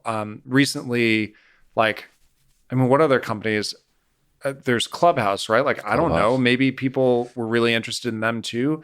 Like, there are plenty of moments where people say no, and we just forget that those things happen. We only focus on the ones where like they said yes, and like, wow, like what if they had stayed independent? So I don't know. I used to think a lot about this, and now I just don't, because I'm like, whatever. Like things have gone pretty well. Yeah, I'm ready for the next game. I mean, think about an athlete where, I don't know, maybe they do something wrong in the World Series or whatever, and like if you let it haunt you for the rest of your career, like why not just be like, I don't know, it was a game, next shot, right? And if you just move to that world, like at least I have a next shot, right? No, that's beautiful. But I mean, just insights, and it's funny you brought up Clubhouse. It is very true. It seems like Clubhouse is, on the downward path, and it's very possible to see $1 billion+ deal at some stage, maybe like a year ago or half a year ago, from Facebook, from Google. I think Facebook was flirting with that idea too, and I think a lot of companies probably were. I wish it was more public. You know what? There's not like a badass public story about them making the decision to walk away. We just don't hear about it, and then we get to see the results of that, the success or the failure, more often failure. So a couple of things. One is, I would not assume Clubhouse is down for the count at all. They're young. They have plenty of money. They're run by really smart people. Mm-hmm. I'd give them a very fighting chance to figure it out. There are a lot of times when people called Twitter down for the count and they figure it out and they seem to be doing well, right? Yeah. So just backing up, and not knowing anything about their internals, there's a strong chance they will figure it out, and that people are just down because they like being down about companies. They like assuming that they're going to fail. So who knows, right? But let's take the ones in the past where we know how it played out. There are plenty of examples where people have turned down big offers and then you've just never heard from them again. But we never focus on the companies because you just forget that those were big. But inside your psyche, I think it's easy for someone with enough money to say money doesn't matter, which I think is it's bullshit. Of course money matters to people. But at the moment, you just can't even grasp the number of zeros that you're talking about. It just doesn't make sense, right? So to think rationally in that moment is not something many people are equipped to do, especially not people where I think we had founded the company a year earlier, maybe 2 years earlier, like a year and a half. We were 13 people. But I will say, I still don't know if it was the right decision because I don't have that counterfactual. I don't know that other world. Yeah. I'm just thankful that by and large, most people love Instagram, still do. Mm-hmm. By and large, people are very happy with the time we had there. And I'm proud of what we built. So I'm cool. We're, now it's next shot, right? Well, if we could just linger on this, Sure. Yankees versus Red Sox, the fun of it, the competition over the space of features. So there are a bunch of features. There's photos, there's 1-minute videos on Instagram, there's IGTV, there's stories, there's reels, there's live. So that sounds like it's a shopping long list of too much stuff, but it's not, because it feels like they're close together, but they're somehow, like what we're saying, fundamentally distinct. Like each of the things I mentioned. Maybe can you describe the philosophies, the design philosophies behind some of these, how you were thinking about it during the historic war between Snapchat and Instagram, or just in general, this space of features that was discovered? There's this great book by Clay Christensen called Competing Against Luck. It's a terrible title, but within it, there's effectively an expression of this thing called jobs to be done theory. And it's unclear if he came up with it or some of his colleagues, but there are a bunch of places you can find with people claiming to have come up with this jobs to be done theory. But the idea is if you zoom out and you look at your product, you ask yourself, why are people hiring your product? Imagine every product in your life is effectively an employee. You're CEO of your life and you hire products to be employees effectively. They all have roles and jobs, right? Why are you hiring a product? Why do you want that product to perform something in your life? And what are the hidden reasons why you're in love with this product? Instagram was about sharing your life with others visually, period. right? Why? Because you feel connected with them. You get to show off. You get to feel good and cared about, right? With likes and it turns out that will, I think, forever define Instagram. And any product that serves that job is going to do very well. Okay. Stories, let's take it as an example, is very much serving that job. In fact, it serves it better than the original product because when you're large and have an enormous audience, you're worried about people seeing your stuff, or you're worried about being permanent so that a college admissions person is going to see your photo of you doing something. And so it turns out that is a more efficient way of performing that job than the original product was. The original product still has its value, but at scale, these two things together work really, really well. Now, I will claim that other parts of the product over time didn't perform that job as well. I think IGTV probably didn't, right? Shopping is like completely unrelated to what I just described, but it might work. I don't know, right? Products that succeed are products that all share this parent node of like this job to be done that is in common. And then they're just like different ways of doing it, right? Apple, I think, does a great job with this, right? It's like managing your digital life, and all the products just work together. They sync. It's beautiful, right? Even if they require like silly specific chords to work, but they're all part of a system. It's when you leave that system and you start doing something weird that people start scratching their head. And I think you are less successful. So I think one of the challenges Facebook has had throughout its life is that it has never fully, I think, appreciated the job to be done of the main product. And what it's done is said, ooh, there's a shiny object over there. That starts getting some traction. Let's go copy that thing. And then they're confused why it doesn't work. Like, why doesn't it work? It's because the people who show up for this don't want that. It's different. What's the purpose of Facebook? So I remember I was a very early Facebook user. The reason I was personally excited about Facebook is because you can, first of all, use your real name.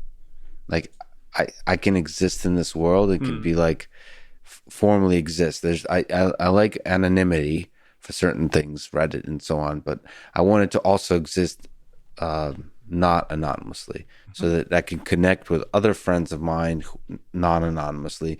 And there's a reliable way to know that I'm real and they're real and that we're connecting. And it's kind of like I liked it for the reasons that people like LinkedIn, I guess. Mm-hmm. But like without the form, like not everybody is dressed up and being super polite, like more like with friends. But then it became something much bigger than that, I suppose. There's a feed. It became this, it became a place to discover content, to share content that's not just about connecting directly with friends. I mean, it became something else. I don't even know what it is really. So you said Instagram is a place where you visually share your life. What is Facebook? Well, let's go back to the founding of Facebook and why it worked really well initially at Harvard and then Dartmouth and Stanford. And I can't remember, probably MIT. There were like a handful of schools in that first tranche, right? It worked because there are communities that exist in the world that want to transact. And when I say transact, I don't mean commercially. I just mean they want to share, they want to coordinate, they want to communicate, they want a space for themselves. And Facebook at its best, I think, is that. And if actually you look at the most popular products that Facebook has built over time, if you look at things like Groups, Marketplace, Groups is enormous. Yeah. And Groups is effectively like everyone can found their own little Stanford or Dartmouth or MIT, right? And find each other and share and communicate about something that matters deeply to them. That is the core of what Facebook was built around. And I think today is where it stands most strongly. Yeah, it's brilliant. It's the Groups. I wish Groups were done better. It feels like it's not a first-class citizen.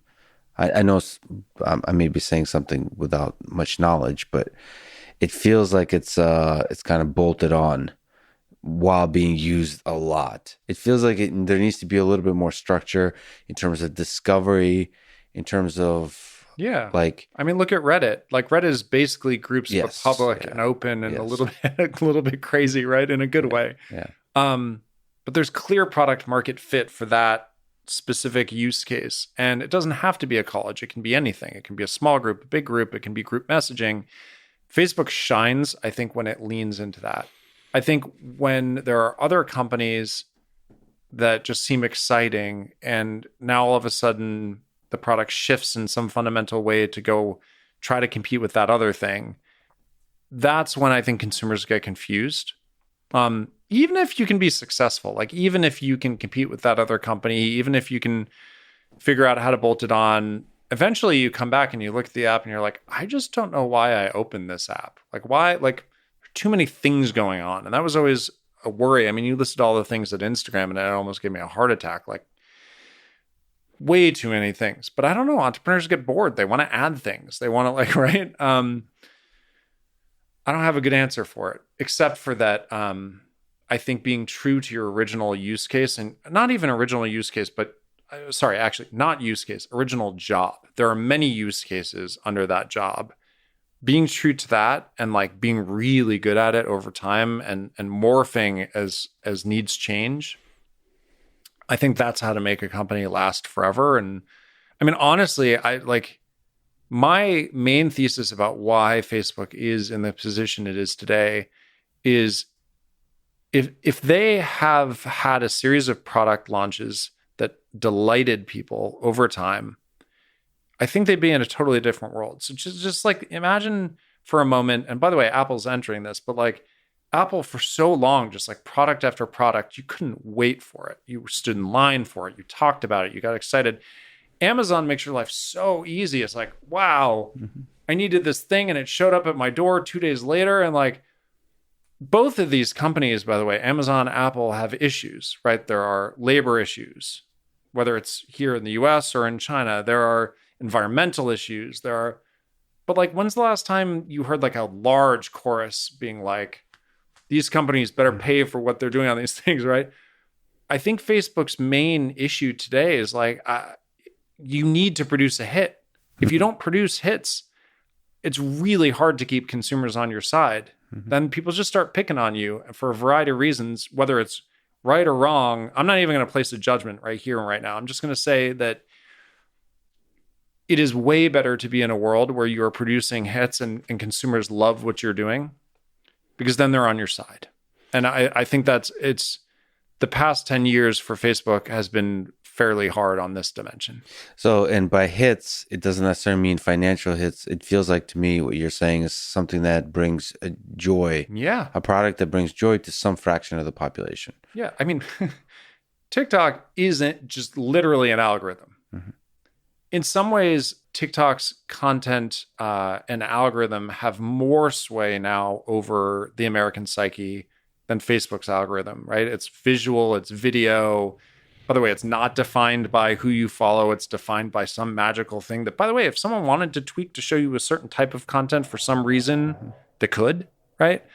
But people love it. So as a CEO, let me ask you a question, because leadership matters. This is a complicated question. Why is Mark Zuckerberg distrusted, disliked, and sometimes even hated by many people in public? Right, that is a complicated question. Well, the premise, I'm not sure I agree with the premise. And I can expand that to include even a more mysterious question for me, Bill Gates. What is the Bill Gates version of the question? Do you think people hate Bill Gates? No, distrust. So take away one. It's a checklist.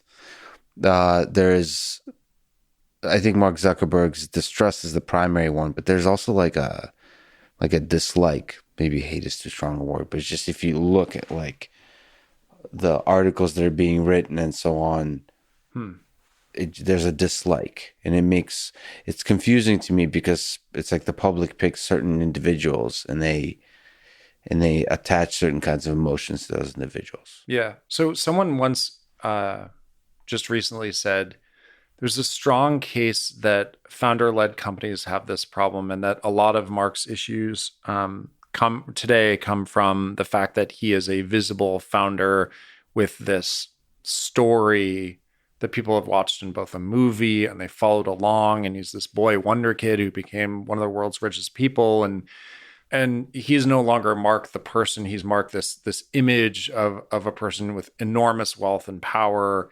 And in today's world, we have issues with enormous wealth and power for a variety of reasons. One of which is we've been stuck inside, for a year and a half, 2 years. One of which is a lot of people were really unhappy about not the last election, but the last election.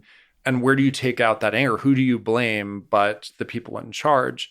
That's one example, or one reason why I think a lot of people express anger or resentment or unhappiness with Mark. At the same time, I don't know. I pointed out to that person, I was like, well, I don't know. Like, I think a lot of people really like Elon. Like, Elon arguably, like, he kept his, factory open here throughout COVID protocols, which arguably a lot of people would be against. While saying a bunch of crazy offensive things on the internet, they still and like basically, gives the middle finger to the SEC, like on Twitter, and like, I don't know. I'm like, well, there's a founder, and like people kind of like him. So I do think that the founder and slash CEO of a company that's a social network company is like an extra level of difficulty. If life is a video game, you just chose the harder video game.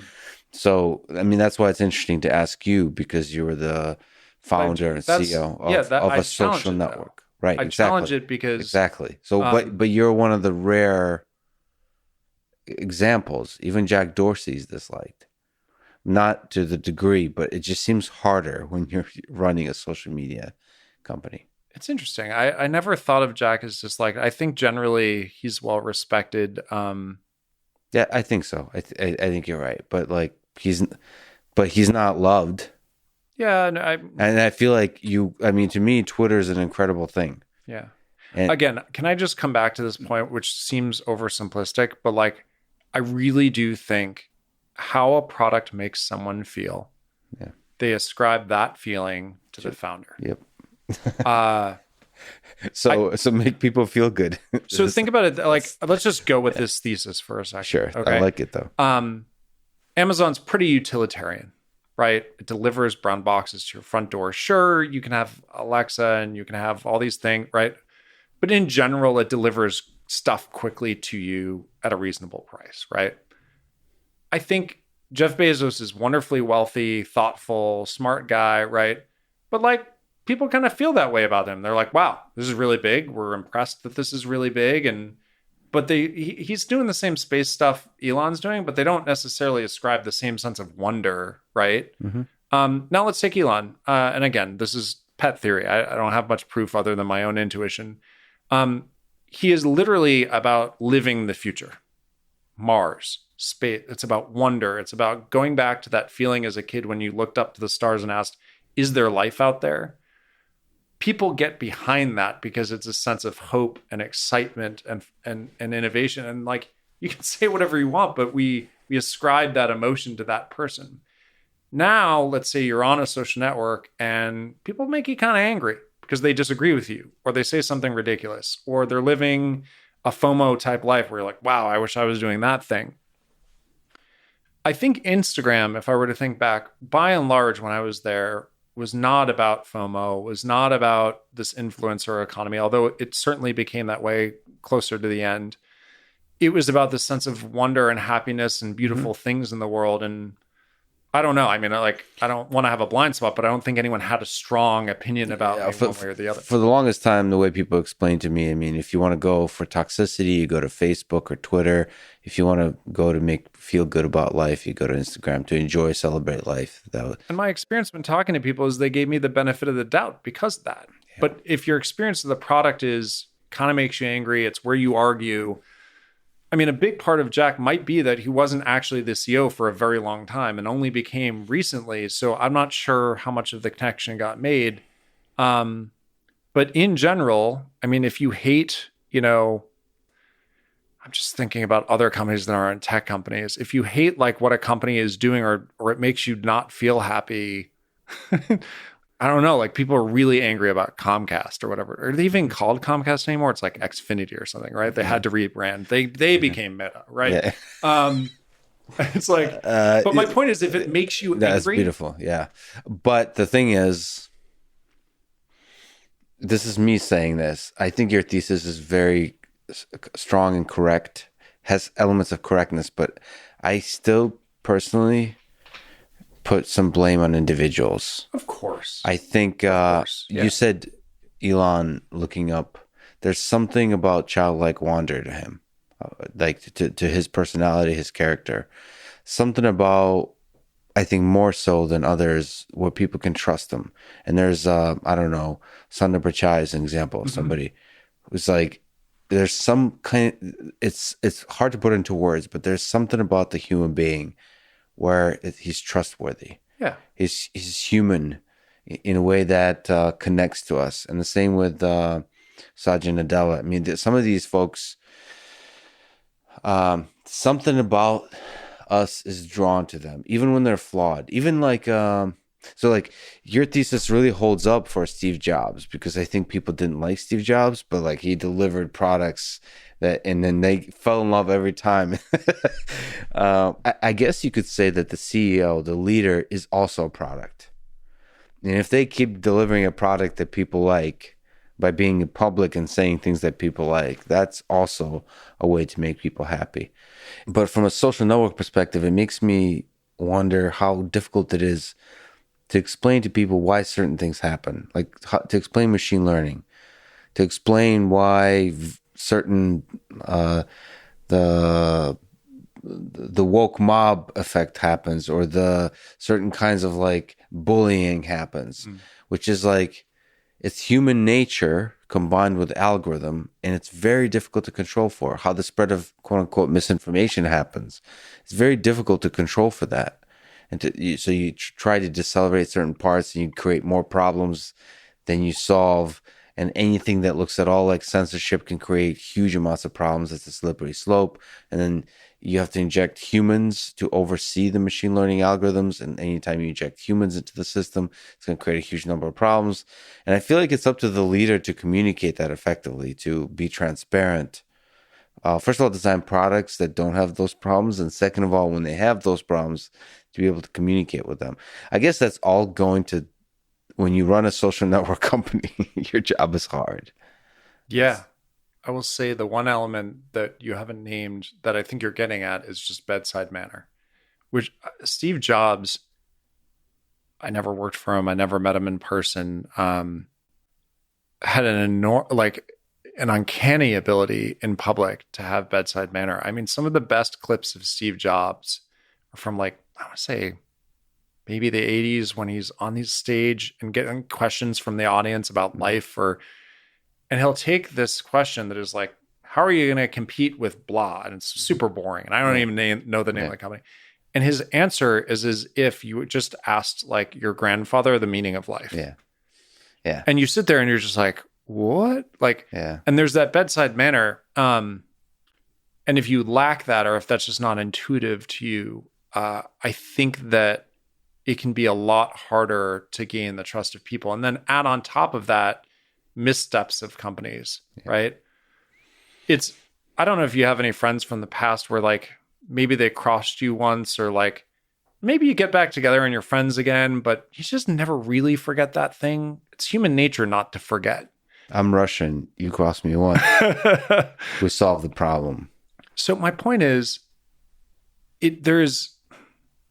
humans don't forget. And if there are times in the past where they feel like they don't trust the company, or the company hasn't had their back, that is really hard to earn back, especially if you don't have that bedside manner. And again, like, I'm not attributing this specifically to Mark, because I think a lot of companies have this issue where, one, you have to be trustworthy as a company and live by it and live by those actions. And then two, I think you need to be able to be really relatable in a way that's very difficult if you're worth like what these people are. It's really hard. Yeah. Jack does a pretty good job of this. by being a monk. But I also like Jack eschews attention. Like he's not out there Yes. almost on purpose. He's just working hard, doing square and right. Like I literally shared a desk like this with him at Odeo. I mean, just normal guy who likes painting. I remember he would leave early on like Wednesdays or something to go to like a painting class. Yeah. And he's creative. He's thoughtful. I mean, money makes people like more creative and more thoughtful, like extreme versions of themselves, right? And this was a long, long time ago. You mentioned that he asked you to do some kind of JavaScript thing. We were working on some JavaScript together.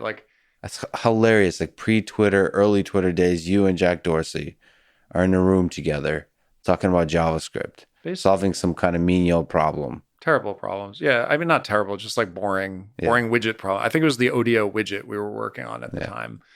I'm surprised anyone paid me to be in the room as an intern because I didn't really provide any value. I'm very thankful to anyone who included me back in the day. It was very helpful. So thank you if you're listening. I mean, is there Odeo that's a precursor to Twitter? First of all, did you have any anticipation that this Jack Dorsey guy could be also ahead of a major social network? And second, did you learn anything from the guy that do you think it's a coincidence that you two were in the room together? And it's the coincidence meaning like, why does the world play its game in a certain way where these two founders of social networks? I don't know. It's so weird, right? Like, I mean, it's also weird that Mark showed up, in our fraternity my sophomore year, and we got to know each other then, like long before Instagram. It's a small world, but let me tell a fun story about Jack. We're at Odeo, and I don't know. I think Ev was feeling like people weren't working hard enough or something. Nice. And I can't remember exactly what he created this thing where every Friday, I don't know if it was every Friday. I only remember this happening once, but he had a statuette. It's like of Mary, and in the bottom, it's hollow, right? And I remember on a Friday, Ev decided he was going to let everyone vote for who had worked the hardest that week. We all voted. Closed ballot, right? We all put it in a bucket. And he tallied the votes. And then whoever got the most votes, as I recall, got the statuette. And in the statuette was $1,000. Whereas I recall there was $1,000 in it. It might have been $100, but let's call it 1,000. It's more exciting that way. It felt like 1,000. It did to me for sure. I actually got 2 votes. I was very happy. We were a small company, but as the intern, I got at least 2 votes. So everybody knew how many votes they got individually? Yeah. Oh, wow. And I think it was one of these self-accountability things. Anyway, I remember Jack just getting like the vast majority of votes from everyone. And I remember just thinking like I couldn't imagine he would become what he'd become and do what he would do. But I had a profound respect that the new guy who I really liked worked that hard. And you could see his dedication even then, and that people respected him.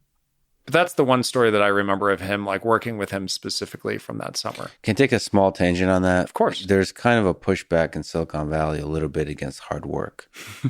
Can you speak to the sort of the thing you admired to see the new guy working so hard? That thing.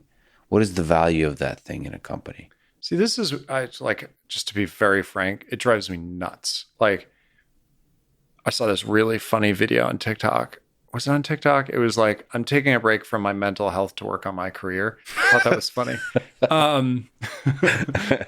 Yeah. So it's like, oh, it is kind of phrased that way, the opposite often, right? Yeah. Okay, so a couple things.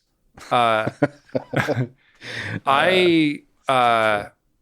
have worked so hard to do the things that I did. Like Mike and I lost years off of our lives, staying up late, figuring things out, the stress that comes with the job. I have a lot more gray hair now than I did back then.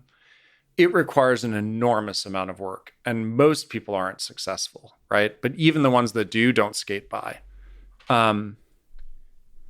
I am okay if people choose not to work hard, because I don't actually think there's anything in this world that says you have to work hard. But I do think that great things require a lot of hard work. So there's no way you can expect to change the world without working really hard. And by the way, even changing the world the folks that I respect the most have nudged the world in like a slight direction. Mm-hmm. Slight. Very, very slight. Like, even if Elon accomplishes all the things he wants to accomplish, we will have nudged the world in a slight direction. But it requires enormous amount. There was an interview with him where he was just like, he was interviewed, I think, at the Tesla factory, and he was like, work is really hard. This is actually unhealthy. And I can't recall the exact, but he was like visibly shaken about how hard he had been working. And he was like, this is bad. And unfortunately, I think to have great outcomes, you actually do need to work at like 3 standard deviations above the mean. But there's nothing saying that people have to go for that. See, the thing is, but what I would argue, this is my personal opinion, is nobody has to do anything, first of all. And second of all, they certainly don't have to work hard. Exactly. But I think hard work in a company should be admired. I do too. And you should not feel like you shouldn't feel good about yourself for not working hard. Like, so for example, I don't have to work out. I don't have to run. I hate running. But like, I certainly don't feel good if I don't run because I know for my health, like there's certain values, I guess is what I'm trying to get at. There's certain values that you have in life. It feels like there's certain values that companies should have. And hard work is one of the things I think that should be admired. I often ask this kind of silly question just to get a sense of people when they, like if I'm hiring and so on. I just ask if they think it's better to work hard or work smart. It was helpful for me to get a sense of people from that, because you think like the answer is both. What's that? The answer is both. The answer is both. I usually try not to give them that, but sometimes I'll say both if that's an option. But a lot of people a surprising number will say work smart, and there are usually people who don't know how to work smart, and they're literally just lazy. Not just there's two effects behind that. One is laziness, and the other is ego. Just when you're younger and you say it's better to work smart, it means you think you know what it means to work smart at this early stage. To me, people that say work hard or both, they have the humility to understand, like, I'm going to have to work my ass off because I'm too dumb to know how to work smart. And people who are self-critical in this way, in some small amount, you have to have some confidence, but if you have humility, that means you're going to actually eventually figure out what it means to work smart. And then to actually be successful, you should do both. So I have a very particular take on this, which is that no one's forcing you to do anything. All choices have consequences. So if you major in, I don't know, theoretical literature, I don't even know if that's a major. I'm just making something up. As opposed to regular literature. Applied literature. Yeah, think about like theoretical yeah. Spanish lit from the 14th century. Like, just make up your esoteric thing. And then the number of people I went to Stanford with who get out in the world and they're like, wait, what? I can't find a job? Like, no one wants a theoretical, like, there are plenty of counterexamples of people who have majored in esoteric things and gone on to be very successful. So I just want to be clear. It's not about the major. But every choice you make, whether it's to have kids, like, I love my children. It's so awesome to have 2 kids. And it is so hard to work really hard and also have kids. It's really hard. And there's a reason why certain very successful people like don't have, or not successful, but people who run very, very large companies or startups have chosen not to have kids for a while, or chosen not to like prioritize them. Everything's a choice. And like, I choose to prioritize my children because like I want to do that, right? So everything's a choice. Now, once you've made that choice, I think it's important that the contract is clear, which is to say, let's imagine you were joining a new startup. It's important that that startup communicate that like the expectation is like, we're all working really, really hard right now. You don't have to join the startup, but like, if you do, just know, like, it's almost as if you join, I don't know, pick your like sports team. Like, let's go back to the Yankees for a second. You want to join the Yankees, but you don't really want to work that hard. You don't really want to do batting practice or pitching practice or whatever for your position, right? That to me is wacko. And that's actually the world that it feels like we live in tech sometimes, where people both want to work for the Yankees because it pays a lot, but like don't actually want to work that hard. That I don't fully understand, because if you sign up for some of these things, just sign up for it. But it's okay if you don't want to sign up for it. There's so many wonderful careers in this world that don't require 80 hours a week. But when I read about companies going to like 4-day work weeks and stuff, I chuckle because I can't get enough done with a 7-day week. I don't know how. And people will say, oh, you're just not working smart. And it's like, no, I work pretty smart, I think, in general. Like I wouldn't have gotten to this point if I hadn't like some amount of working smart. And there is balance though. So I used to be like a pretty big cyclist. I don't do it much anymore just because of kids and like prioritizing other things, right? But one of the most important things to learn as a cyclist is to take a rest day. But to me and to cyclists, like resting is a function of optimizing for the long run. It's not like a thing that you do for its own merits.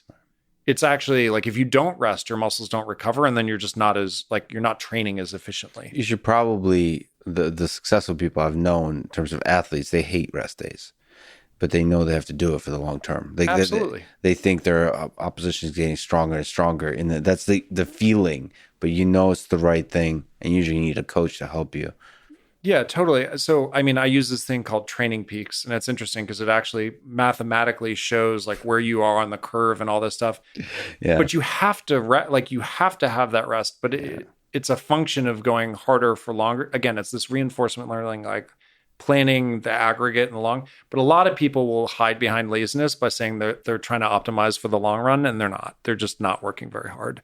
But again, you don't have to sign up for it. It's totally cool. Like, I don't think less of people for like not working super hard. It's just like, don't sign up for things that require working super hard. And some of that requires for the leadership to have the guts, the boldness to communicate effectively at the very beginning. I mean, sometimes I think most of the problems arise from the fact that the leadership is kind of hesitant to communicate the socially difficult truth of what it takes to be at this company.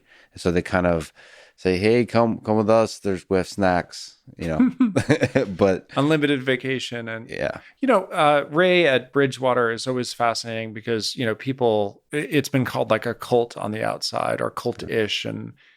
But what's fascinating is like, they just don't give on their principles. They're like, listen, this is what it's like to work here. We record every meeting. We're like brutally honest. And that's not going to feel right to everyone. And if it doesn't feel right to you, totally cool. Just go work somewhere else. But if you work here, you are signing up for this. And that's been fascinating to me because it's honesty up front. It's a system in which you operate. And if it's not for you, like no one's forcing you to work there, right? I actually did. So I did a conversation with him at kind of got stuck in a funny moment, which is at the end, I asked him, to give me honest feedback of how I did on the interview. And did he? I don't think so. He was super nice. He asked me, he's like, well, tell me, did you accomplish what you were hoping to accomplish? I was like, that's not, I'm asking you as an objective observer of two people talking. How do we do today? And then he's like, well, he gave me this politician answer. Well, I feel like we've accomplished successful communication of like ideas, which is I'd love to spread some of the ideas in that, like in principles and so on. I was like, all right. Back to my original point, It's really hard to get feedback. Even for Ray Dalio. It's really hard to give feedback. And one of the other things I learned from him and just people in that world is like, man, humans really like to pretend like they've come to some kind of meeting of the minds. Like if there's conflict, if you and I have conflict, it's always better to meet face to face, right? Or on the phone. Slack is not great, right? Email's not great, but face to face. What's crazy is you and I get together and we actively try to, even if we're not actually solving the conflict, we actively try to paper over the conflict. Oh yeah, it didn't really bother me that much. Yeah. Oh yeah, I'm sure you didn't mean it. I'm sure, but like, no, in our minds, we're still there. Yeah. So this is one of the things that as a leader, you always have to be digging, especially as you ascend. Straight to the conflict. Yeah, but as you ascend, no one wants to tell you you're crazy. No one wants to tell you your idea is bad. And you're like, oh, I'm going to be a leader. And the idea is, well, I'm just going to ask people. No one tells you. So like you have to look for the markers, knowing that literally just people aren't going to tell you along the way. and be paranoid. I mean, you asked about selling, the company. I think one of the biggest differences between me and a lot of other entrepreneurs is like, I wasn't completely confident we could do it. Like we could be alone and actually be great. And if any entrepreneur is honest with you, they also feel that way. But a lot of people are like, well, I have to be cocky and just say, I can do this on my own. We're going to be fine. We're going to crush everyone. Some people do say that, and then it's not right, and they fail. But being honest in that moment with yourself, with those close to you. And also, you talked about the personality of leaders and who resonates and who doesn't. It's rare that I see leaders be vulnerable. Rare. And one thing I tried to do at Instagram, at least internally, was like say when I screwed up and like point out how I was wrong about things and point out where my judgment was off.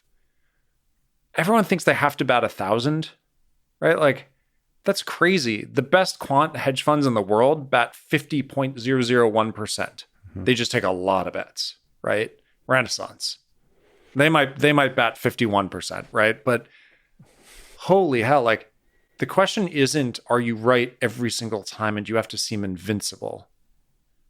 The question is, how many at-bats do you get? And on average, are you better on average, right? With enough bets and enough at-bats that your aggregate can be very high. I mean, Steve Jobs was wrong about a lot of stuff. The Newton was too early, right? Next, not quite right. There was even a time where he said, like, no one will ever want to watch video on the iPod. Totally wrong. Mm-hmm. But who cares if you come around and realize your mistake and fix it? It becomes, just like you said, harder and harder when your ego grows and the number of people around you that say positive things towards you grows. And I actually think it's really valuable that, like, let's manage a counterfactual where Instagram became worth like $300 billion or something crazy, right?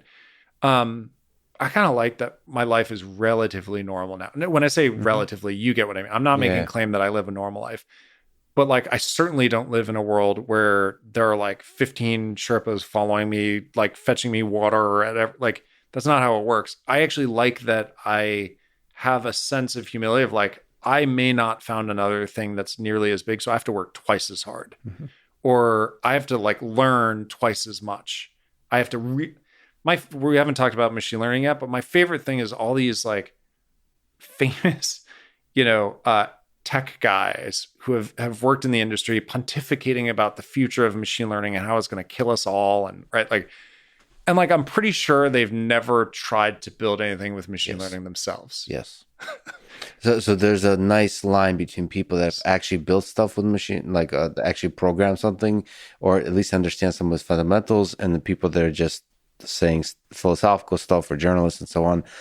It's an interesting line to walk because the people who program are often not philosophers. No. Or don't have the attention. They can't write an op-ed for the Wall Street Journal. Like it doesn't work. So like it's nice to be both a little bit, like to have elements of both. My point is the fact that I have to learn stuff from scratch or that I choose to, or like it's humbling. Yeah. I mean, again, I have a lot of advantages. But my point is it's awesome to be back in a game where you have to fight. That's fun.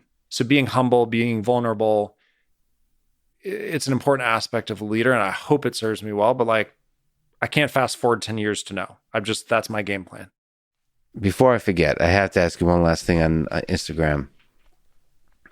What do you think about the whistleblower, Frances Haugen, recently coming out and saying that Facebook is aware of Instagram's harmful effect on teenage girls, as per their own internal research studies on the matter? What do you think about this baby of yours, Instagram, being under fire now, as we've been talking about, under the leadership of Facebook? I often question, where does the blame lie? Is the blame at the people that originated the network, me, right? Is the blame at like the decision to combine the network with another network with a certain set of values? Is the blame at how it, gets run after I left. Like, is it the driver or is it the car, right? Is it that someone enabled these devices in the first place? If you go to an extreme, right? Or is it the users themselves, just human nature? Is it just the way of human nature? Sure. And like the idea that we're going to find a mutually exclusive answer here is crazy. There's not one place. It's a combination of a lot of these things. And then the question is like, is it true at all? Right? Like, I'm not actually saying that it's not true or that it's true, but there's always more nuance here. Do I believe that social media has an effect on young people? Well, it's got to. They use it a lot. And I bet you there are a lot of positive effects, and I bet you there are negative effects, just like any technology. And where I've come to in my thinking on this is that I think any technology has negative side effects. The question is, as a leader, what do you do about them? And are you actively working on them, or do you just like not really believe in them? If you're a leader that sits there and says, well, we're going to put an enormous amount of resources against this, we're going to acknowledge when there are true criticisms, we're going to be vulnerable and that we're not perfect, and we're going to go fix them, and we're going to be held accountable along the way. I think that people generally really respect that. But I think that where Facebook, I think, has had issues in the past is where they say things like, I can't remember what Mark said about misinformation during the election. There was that like famous quote where he's like, it's pretty crazy to think that Facebook had anything to do with this election. Like that was something like that quote. And I don't remember what stage he was on. And yeah. But ooh, that did not age well, right? Like you have to be willing to say, well, maybe there's something there, and wow, like I want to go look into it and truly believe it in your gut. But if people look at you and how you act and what you say and don't believe you truly feel that way, it's not just the words you say, but how you say them, and that people believe that you actually feel the pain of having caused any suffering in the world. So to me, it's much more about your actions and your posture post-event than it is about debugging the why. Because I don't know, I don't know this research. It was written well after I left, right? Like, is it the algorithm? Is it the Explore page? Is it the people you might know unit connecting you to, ideas that are dangerous? Like, I really don't know. Yeah. So we'd have to have a much deeper, I think, dive to understand where the blame lies. What's very unpleasant to me to consider, now, I don't know if this is true, but to consider the very fact that there might be some complicated games being played here. For example, as somebody, I really love psychology, and I love it enough to know that the field is pretty broken in the following way. It's very difficult to study human beings well at scale, because the questions you ask affect the results. You can basically get any result you want. And so you have an internal Facebook study that asks some question of which we don't know the full details, and there's some kind of analysis, but that's just the one little tiny slice into some much bigger picture. And so you can have thousands of employees at Facebook. One of them comes out and picks whatever narrative, knowing that they become famous, coupled with the other really uncomfortable thing I see in the world, which is journalists seem to understand they get a lot of clickbait attention from saying something negative about social networks. Certain companies, like they even get some clickbait stuff about Tesla or about, especially when it's like, when there's a public famous CEO type of person, if they get a lot of views on the negative, not the positive. The positive they'll get, it actually goes to the thing you were saying before. If there's a hot, sexy new product that's great to look forward to, they get positive on that.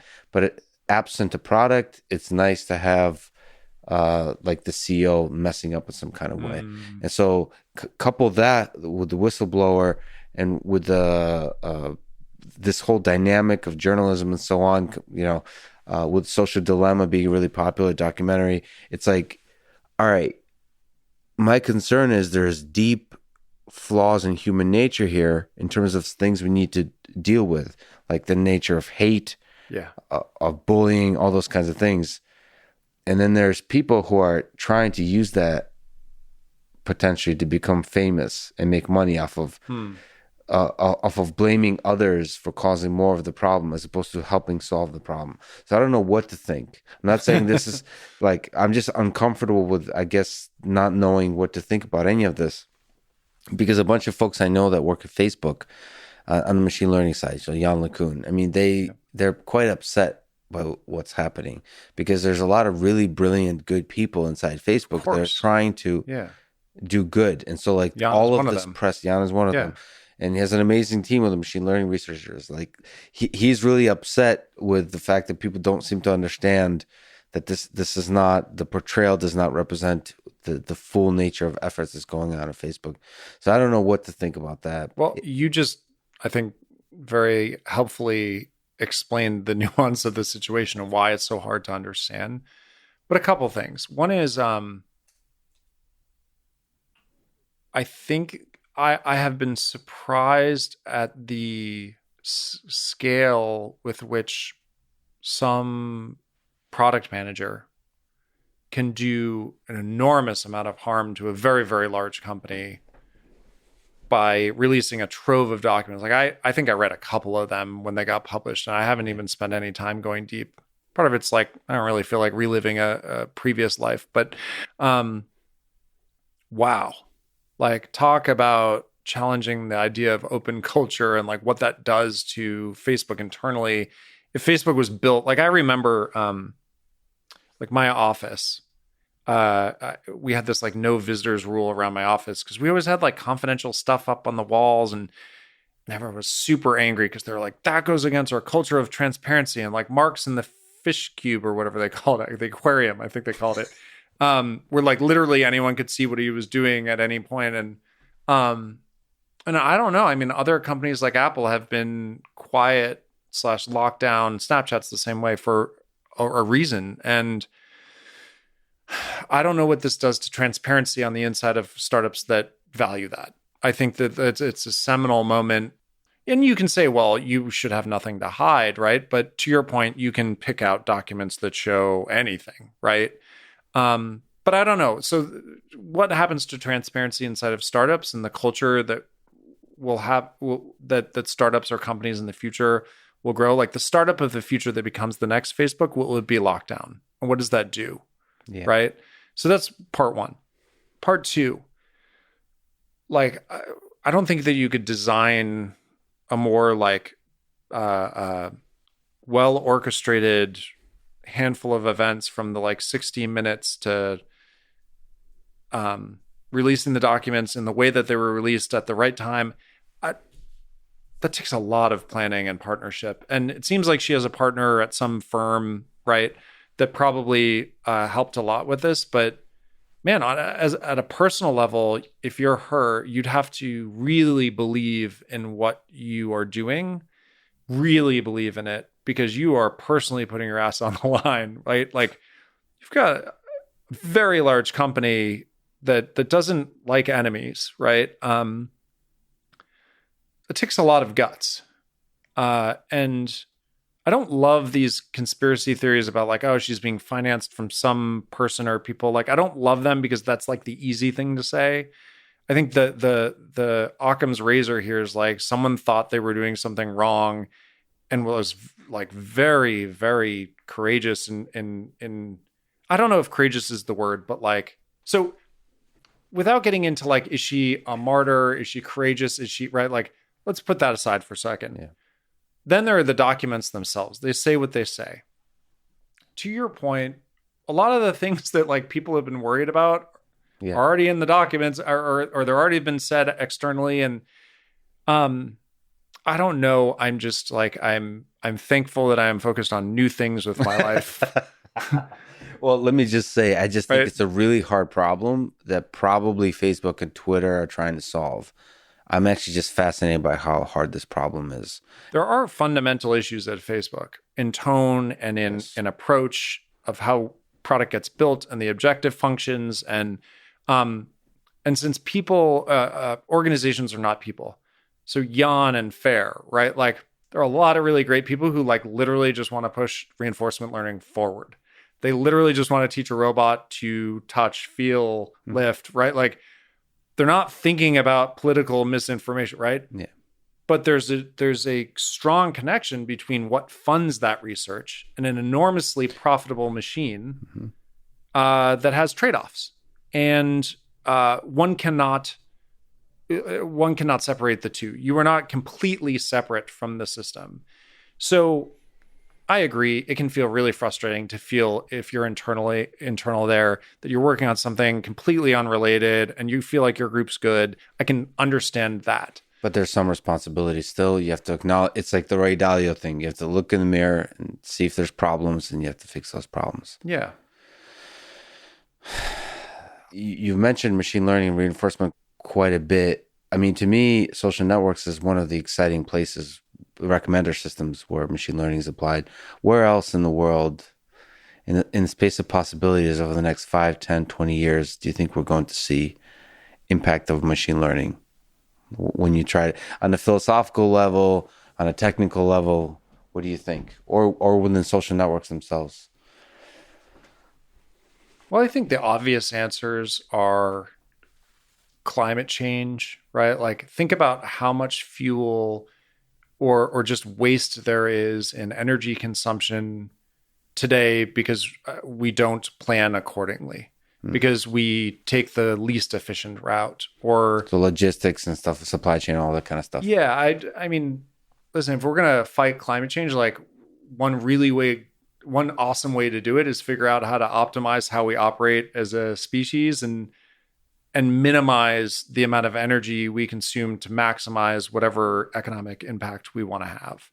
Because right now those two are very much tied together, and I don't believe that has to be the case. There's this really interesting, you've read it. For people who are listening, there's this really interesting paper on reinforcement learning and energy consumption inside buildings. It's like one of the seminal ones, right?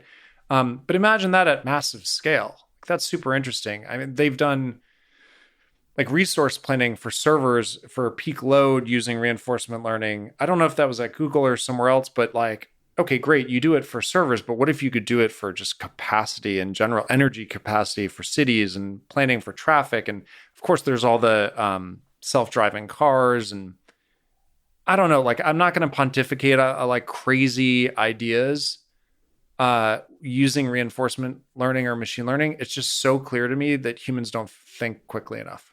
So it's interesting to think about machine learning helping a little bit at scale. So a little bit to a large number of people, that has a huge impact. So if you optimize, it's like Google Maps, something like that, trajectory planning, or what is MapQuest first. Getting here, I looked and it was like, here's the most energy efficient route. And I was like, I'm going to be late. I need to take the fastest route. As opposed to unrolling the map. Yeah. And that's going to be very inefficient no matter what. I was definitely the other day, like part of the Epsilon Greedy with Waze, where like I was sent on like a weird route that I could tell they're like, we just need to collect data of this road. Like Kevin's the ant they sent off for Kevin's exploration. definitely going to be the guinea pig. And great. Now we have. Did you at least feel pride? Oh, going through it, I was like, oh, this is fun. Like now they get data about this weird shortcut. And actually I hit all the green lights and it worked. I'm like, this is a problem. This is bad data. Bad data. They're just going to imagine. I could see you slowing down and stopping at a green light just to give them the right kind of data. Yep. But to answer your question, like I feel like that was fairly unsatisfying, and it's easy to say climate change. But what I would say is at Instagram, everything we applied machine learning to got better for users, and it got better for the company. And I saw the power. I didn't fully understand it as an executive, and I think that's actually one of the issues that. And when I say understand, I mean the mathematics of it. Like I understand what it does. I understand that it helps. But there are a lot of executives now that talk about it in the way that they talk about the internet, or they talked about the internet like 10 years ago. Yeah. They're like, we're going to build mobile. And you're like, what does that mean? They're like, we're just going to do mobile. And you're like, okay. So my sense is the next generation of leaders will have grown up having had classes in reinforcement learning, supervised learning, whatever. And they will be able to thoughtfully apply it to their companies in the places it is needed most. And that's really cool. Because I mean, talk about efficiency gains. That's what excites me the most about it. Yeah. So it's interesting just to get a fundamental first principles understanding of certain concepts of machine learning. So supervised learning from an executive perspective. Supervised learning, you have to have a lot of humans label a lot of data. So the question there is, okay, can we gather a large amount of data that can be labeled well? And that's the question Tesla asked. Like, can we create a data engine that keeps sending an imperfect machine learning system out there? Whenever it fails, it gives us data back. We label it by human and we send it back and forth this way. Then there is Jan LeCun's excited about this self-supervised learning, where you do much less human labeling, and there's some kind of mechanism for the system to learn it by itself on the human generated data. And then there's the reinforcement learning, which is like basically allowing it's applying the AlphaZero technology that allow through self-play to learn how to solve the game of Go and achieve incredible levels at the game of chess. Can you formulate the problem you're trying to solve in a way that's amenable to reinforcement learning? And can you get the right kind of signal at scale? Because you need a lot of signal. And that's kind of fascinating to see which part of a social network can you convert into a reinforcement learning problem. The fascinating thing about reinforcement learning, I think, is that we now have learned to apply neural networks to guess, like the Q function, basically the values for any state in action. And that is fascinating because we used to just like, I don't know, have like a linear regression, like hope it worked. And that was the fanciest version of it. But now you look at it, I'm like trying to learn this stuff and I look at it, I'm like, there are like 17 different acronyms of different ways you can try to apply this. No one quite agrees like what's the best. Generally, if you're trying to like build a neural network, there are pretty well-trodden ways of doing that. You use Atom, you use ReLU, there's just like general good ideas. And in reinforcement learning, I feel like the consensus is like, it totally depends. And by the way, it's really hard to get it to converge and it's noisy and so there are all these really interesting ideas around building simulators. Like for instance, in self-driving, right? Like you don't want to like actually have someone get in an accident to learn that an accident is bad. So you start simulating accidents, simulating aggressive drivers, just simulating crazy dogs that run into the street. And wow, fascinating. Right? Like my mind starts racing. And then the question is, okay, forget about self-driving cars. Let's talk about social networks. How can you produce a better, more thoughtful experience using these types of algorithms? And honestly, in talking to some of the people that work at Facebook and old Instagrammers, most people are like, yeah, we tried a lot of things, didn't quite ever make it work. I mean, for the longest time, Facebook ads was effectively a logistic regression. Okay. I don't know what it is now, but like if you look at this paper that they published back in the day, it was literally just a logistic regression. Made a lot of money. So even at these like extremely large scales, if we are not yet touching what reinforcement learning can truly do, imagine what the next 10 years looks like. Yeah. How cool is that? It's amazing. So I really like the use of reinforcement learning as part of the simulation. For example, like with self-driving cars, it's modeling pedestrians. So the nice thing about reinforcement learning, it can be used to learn agents within the world. So they can learn to behave properly. Like you can teach pedestrians to, like you don't hard code the way they behave. They learn how to behave. In that same way, I do have a hope. Was it Jack Dorsey talks about healthy conversations? You talked about meaningful interactions, I believe. Yeah. Like simulating interactions so you can learn how to manage that is fascinating. So where most of your algorithm development happens in virtual worlds. And then you can really learn how to design the interface, how you design a bunch of aspects of the experience in terms of how you select what's shown in the feed, all those kinds of things. That it feels like if you can connect reinforcement learning to that, that's super exciting. Yep. And I think if you have a company and leadership that believe in doing the right things and can apply this technology in the right way, some really special stuff can happen. Yeah. It is mostly likely going to be a group of people we've never heard about who start up from scratch, right? And you asked if like new social networks could be built. I've got to imagine they will be. And whoever starts it, it might be some kids in a garage that took these classes from these people, right? And they're building all of these things with this tech at the core. So I'm trying not to be someone who just like throws around reinforcement learning as a buzzword. I truly believe that it is the most cutting edge in what can happen in social networks. And I also believe it's super hard. Like, it's super hard to make it work. It's super hard to do it at scale. It's super hard to find people that truly understand it. So I'm not going to say that, like, I think it'll be applied in social networks before we have true self-driving. Yeah. Let me put it that way. We could argue about this for a long time, but yes, I agree with you. So I think self-driving is way harder than people realize. Oh, absolutely. Let me ask you, in terms of that kid in the garage or those couple of kids in the garage, what advice would you give to them if they want to start a new social network or a business? What advice would you give to somebody with a big dream and a young startup? To me, you have to choose to do something that, even if it fails, like it was so fun, right? Like, we never started Instagram knowing it was going to be big. We started Instagram because we loved photography. We loved social networks. I had seen what other social networks had done, and I thought, maybe we did a spin on this. But, like, nowhere was our fate predestined. Like, it wasn't written out anywhere that everything was going to go great. And I often think the counterfactual, like, what if it had not gone well? And I would have been like, I don't know, that was fun. We raised some money, we learned some stuff, and does it position you well for the next experience? That's the advice that I would give to anyone wanting to start something today, which is like, does this meet with your ultimate goals? Not wealth, not fame, none of that, because all of that, by the way, is bullshit. Like, you can get super famous and super wealthy, and I think generally those are not things that, again, it's easy to say with like a lot of money that somehow, like, it's not good to have a lot of money. It's just, I think that complicates life enormously in a way that people don't fully comprehend. So I think it is way more interesting to shoot for, can I make something that people love, that provides value in the world, that I love building, that I love working on, that, right? That's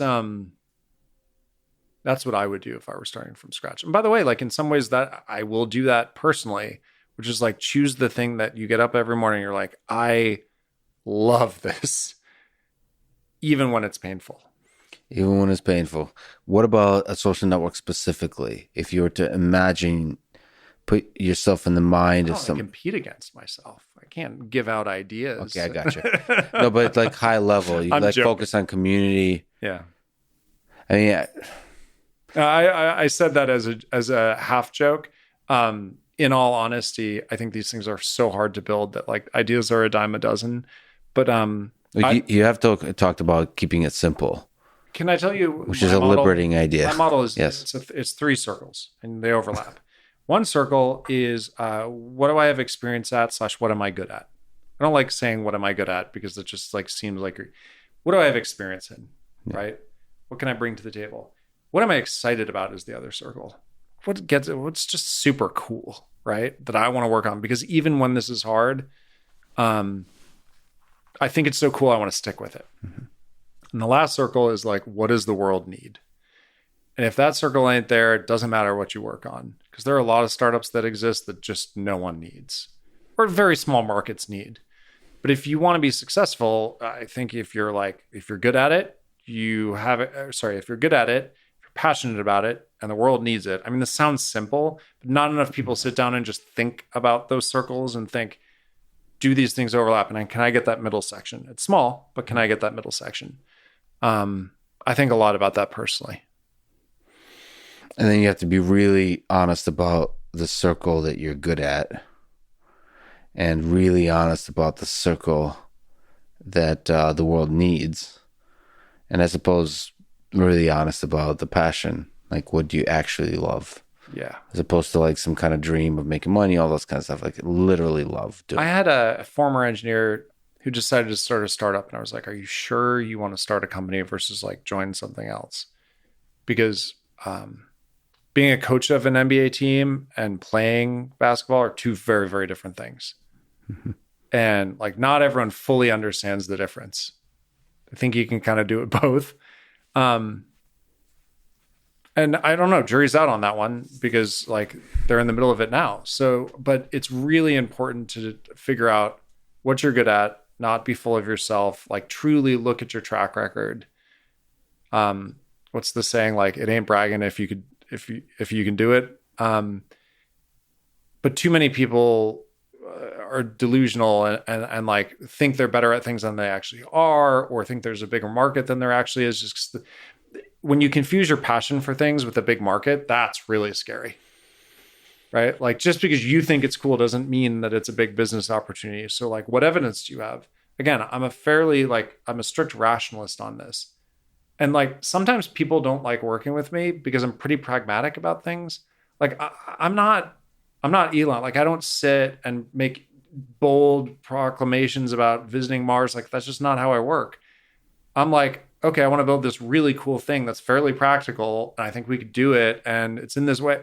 And what's cool though is like that's just my sweet spot. I'm not like I can't with a straight face talk about the metaverse. I can't. It's not me. What do you think about the Facebook renaming itself? I didn't mean that as a dig. I just literally mean like I like to live in the next 5 years, and like what things can I get out in a year that people will use at scale, and so it's just, again, those circles I think are different for different people, but it's important to realize that like market matters, you being good at it matters, and having passion for it matters. Your question, sorry. Well, on this topic, in terms of funding, is there, by way of advice, was funding in your own journey helpful, unhelpful? Like, is there a right time to get funding? You mean venture funding? Venture funding, or anything, borrow some money from your parents. I don't know. Yeah. But like, is money get in the way? Does it help? Is the timing important? Is there some kind of wisdom you can give there, because you were exceptionally successful very quickly? Funding helps as long as it's from the right people. That includes yourself. And I'll talk about myself funding myself in a second, which is like, because I can fund myself doing whatever projects I can do, I don't really have another person putting pressure on me except for myself. And that creates strange dynamics, right? But let's like talk about people getting funding from a venture capitalist initially. We raised money from Matt Kohler at Benchmark. He's brilliant, amazing guy, very thoughtful. And he was very helpful early on. But I have stories from entrepreneurs where they raised money from the wrong person or the wrong firm, where incentives weren't aligned. They didn't think in the same way. And bad things happened because of that. The boardroom was always noisy. There were fights. Like, we just never had that. Matt was great. I think capital these days is kind of a dime a dozen, right? Like, as long as you're fundable, like it seems like there's money out there is what I'm hearing. It's really important that you are aligned and that you think of raising money as hiring someone for your team rather than taking money, if capital is plentiful, right? It provides a certain amount of pressure to do the right thing that I think is healthy for any startup. And it keeps you real and honest because they don't want to lose their money. They're paid to not lose their money. The problem, maybe I could depersonalize it, but like, I remember having lunch with Elon. It's only happened once. And I asked him, I was trying to figure out what I was doing after Instagram, right? Yeah. And I asked him something about like angel investing. And he looked at me with a straight face and was like, why the F would I do that? Like, why? Like, I was like, well, I don't know. Like, you're connected. Like, seems like, he's like, I only invest in myself. And I was like, ooh, okay. Like, not the confidence. I was just like, what a novel idea. It's like, yeah, if you have money, like, why not just put it against your bag and like, enable you visiting Mars or something, right? Like, that's awesome. Great. But I had never really thought of it that way. But also with that comes an interesting dynamic where you don't actually have people who are going to lose that money telling you, hey, don't do this, or hey, you need to face this reality. So you need to create other versions of that truth teller. Mm-hmm. And I whatever I do next, that's going to be one of the interesting challenges, is how do you create that truth-telling situation? And that's part of why, by the way, I think someone like Jack, when you start Square, you have money, but you bring on partners because I think it creates a truth-telling type environment. I'm still trying to figure this out. It's an interesting dynamic. So you're thinking of perhaps launching some kind of venture where you're investing in yourself? I mean, is that in the books potentially? I'm 37, going on 38 next month. I have a long life to live. I'm definitely not going to sit on the beach, right? So I'm going to do something at some point, and I got to imagine I will like help fund it, right? So the other way of thinking about this is you could park your money in the S&P, and this is bad because the S&P has done wonderfully well the last year, right? Or you can invest in yourself. And if you're not going to invest in yourself, you probably shouldn't do a startup. It's kind of the way of thinking about it. And you can invest in yourself in the way Elon does, which is basically go all in on this investment. Maybe that's one way to achieve accountability, is like you're kind of screwed if you fail. Man, yeah, yeah. I personally like that. I like burning bridges behind me so that I'm fucked if it fails. Yeah. It's really important, though. One of the things I think Mark said to me early on that sticks with me that I think is true. We were talking about people who had left like operating roles and started doing venture or something. And he was like, a lot of people convince themselves they work really hard. Like they think they work really hard, and they put on the show, and in their minds they work really hard, but they don't work very hard. There is something about lighting a fire underneath you and burning bridges such that you can't turn back. Yeah. That I think, we didn't talk about this specifically, but I think you're right. You need to have that, because there's this self-delusion at a certain scale. Oh, I have so many board calls. Oh, like we have all these things to figure out. It's like, this is one of the hard parts about it being an operator. It's like, there are so many people that have made a lot of money not operating, but operating is just one of the hardest things on earth. It is just so effing hard. It is stressful. You're dealing with real humans. You're not just like throwing capital in and hoping it grows. I'm not undermining the VC mindset. I think it's a wonderful thing and needed, and so many wonderful VCs I've worked with. But yeah, like when your ass is on the line and it's your money, talk to me in 10 years. We'll see how it goes. Yeah, but like you were saying, that is a source. When you wake up in the morning and you look forward to the day full of challenges, that's also where you can find happiness. Let me ask you about love and friendship. Sure.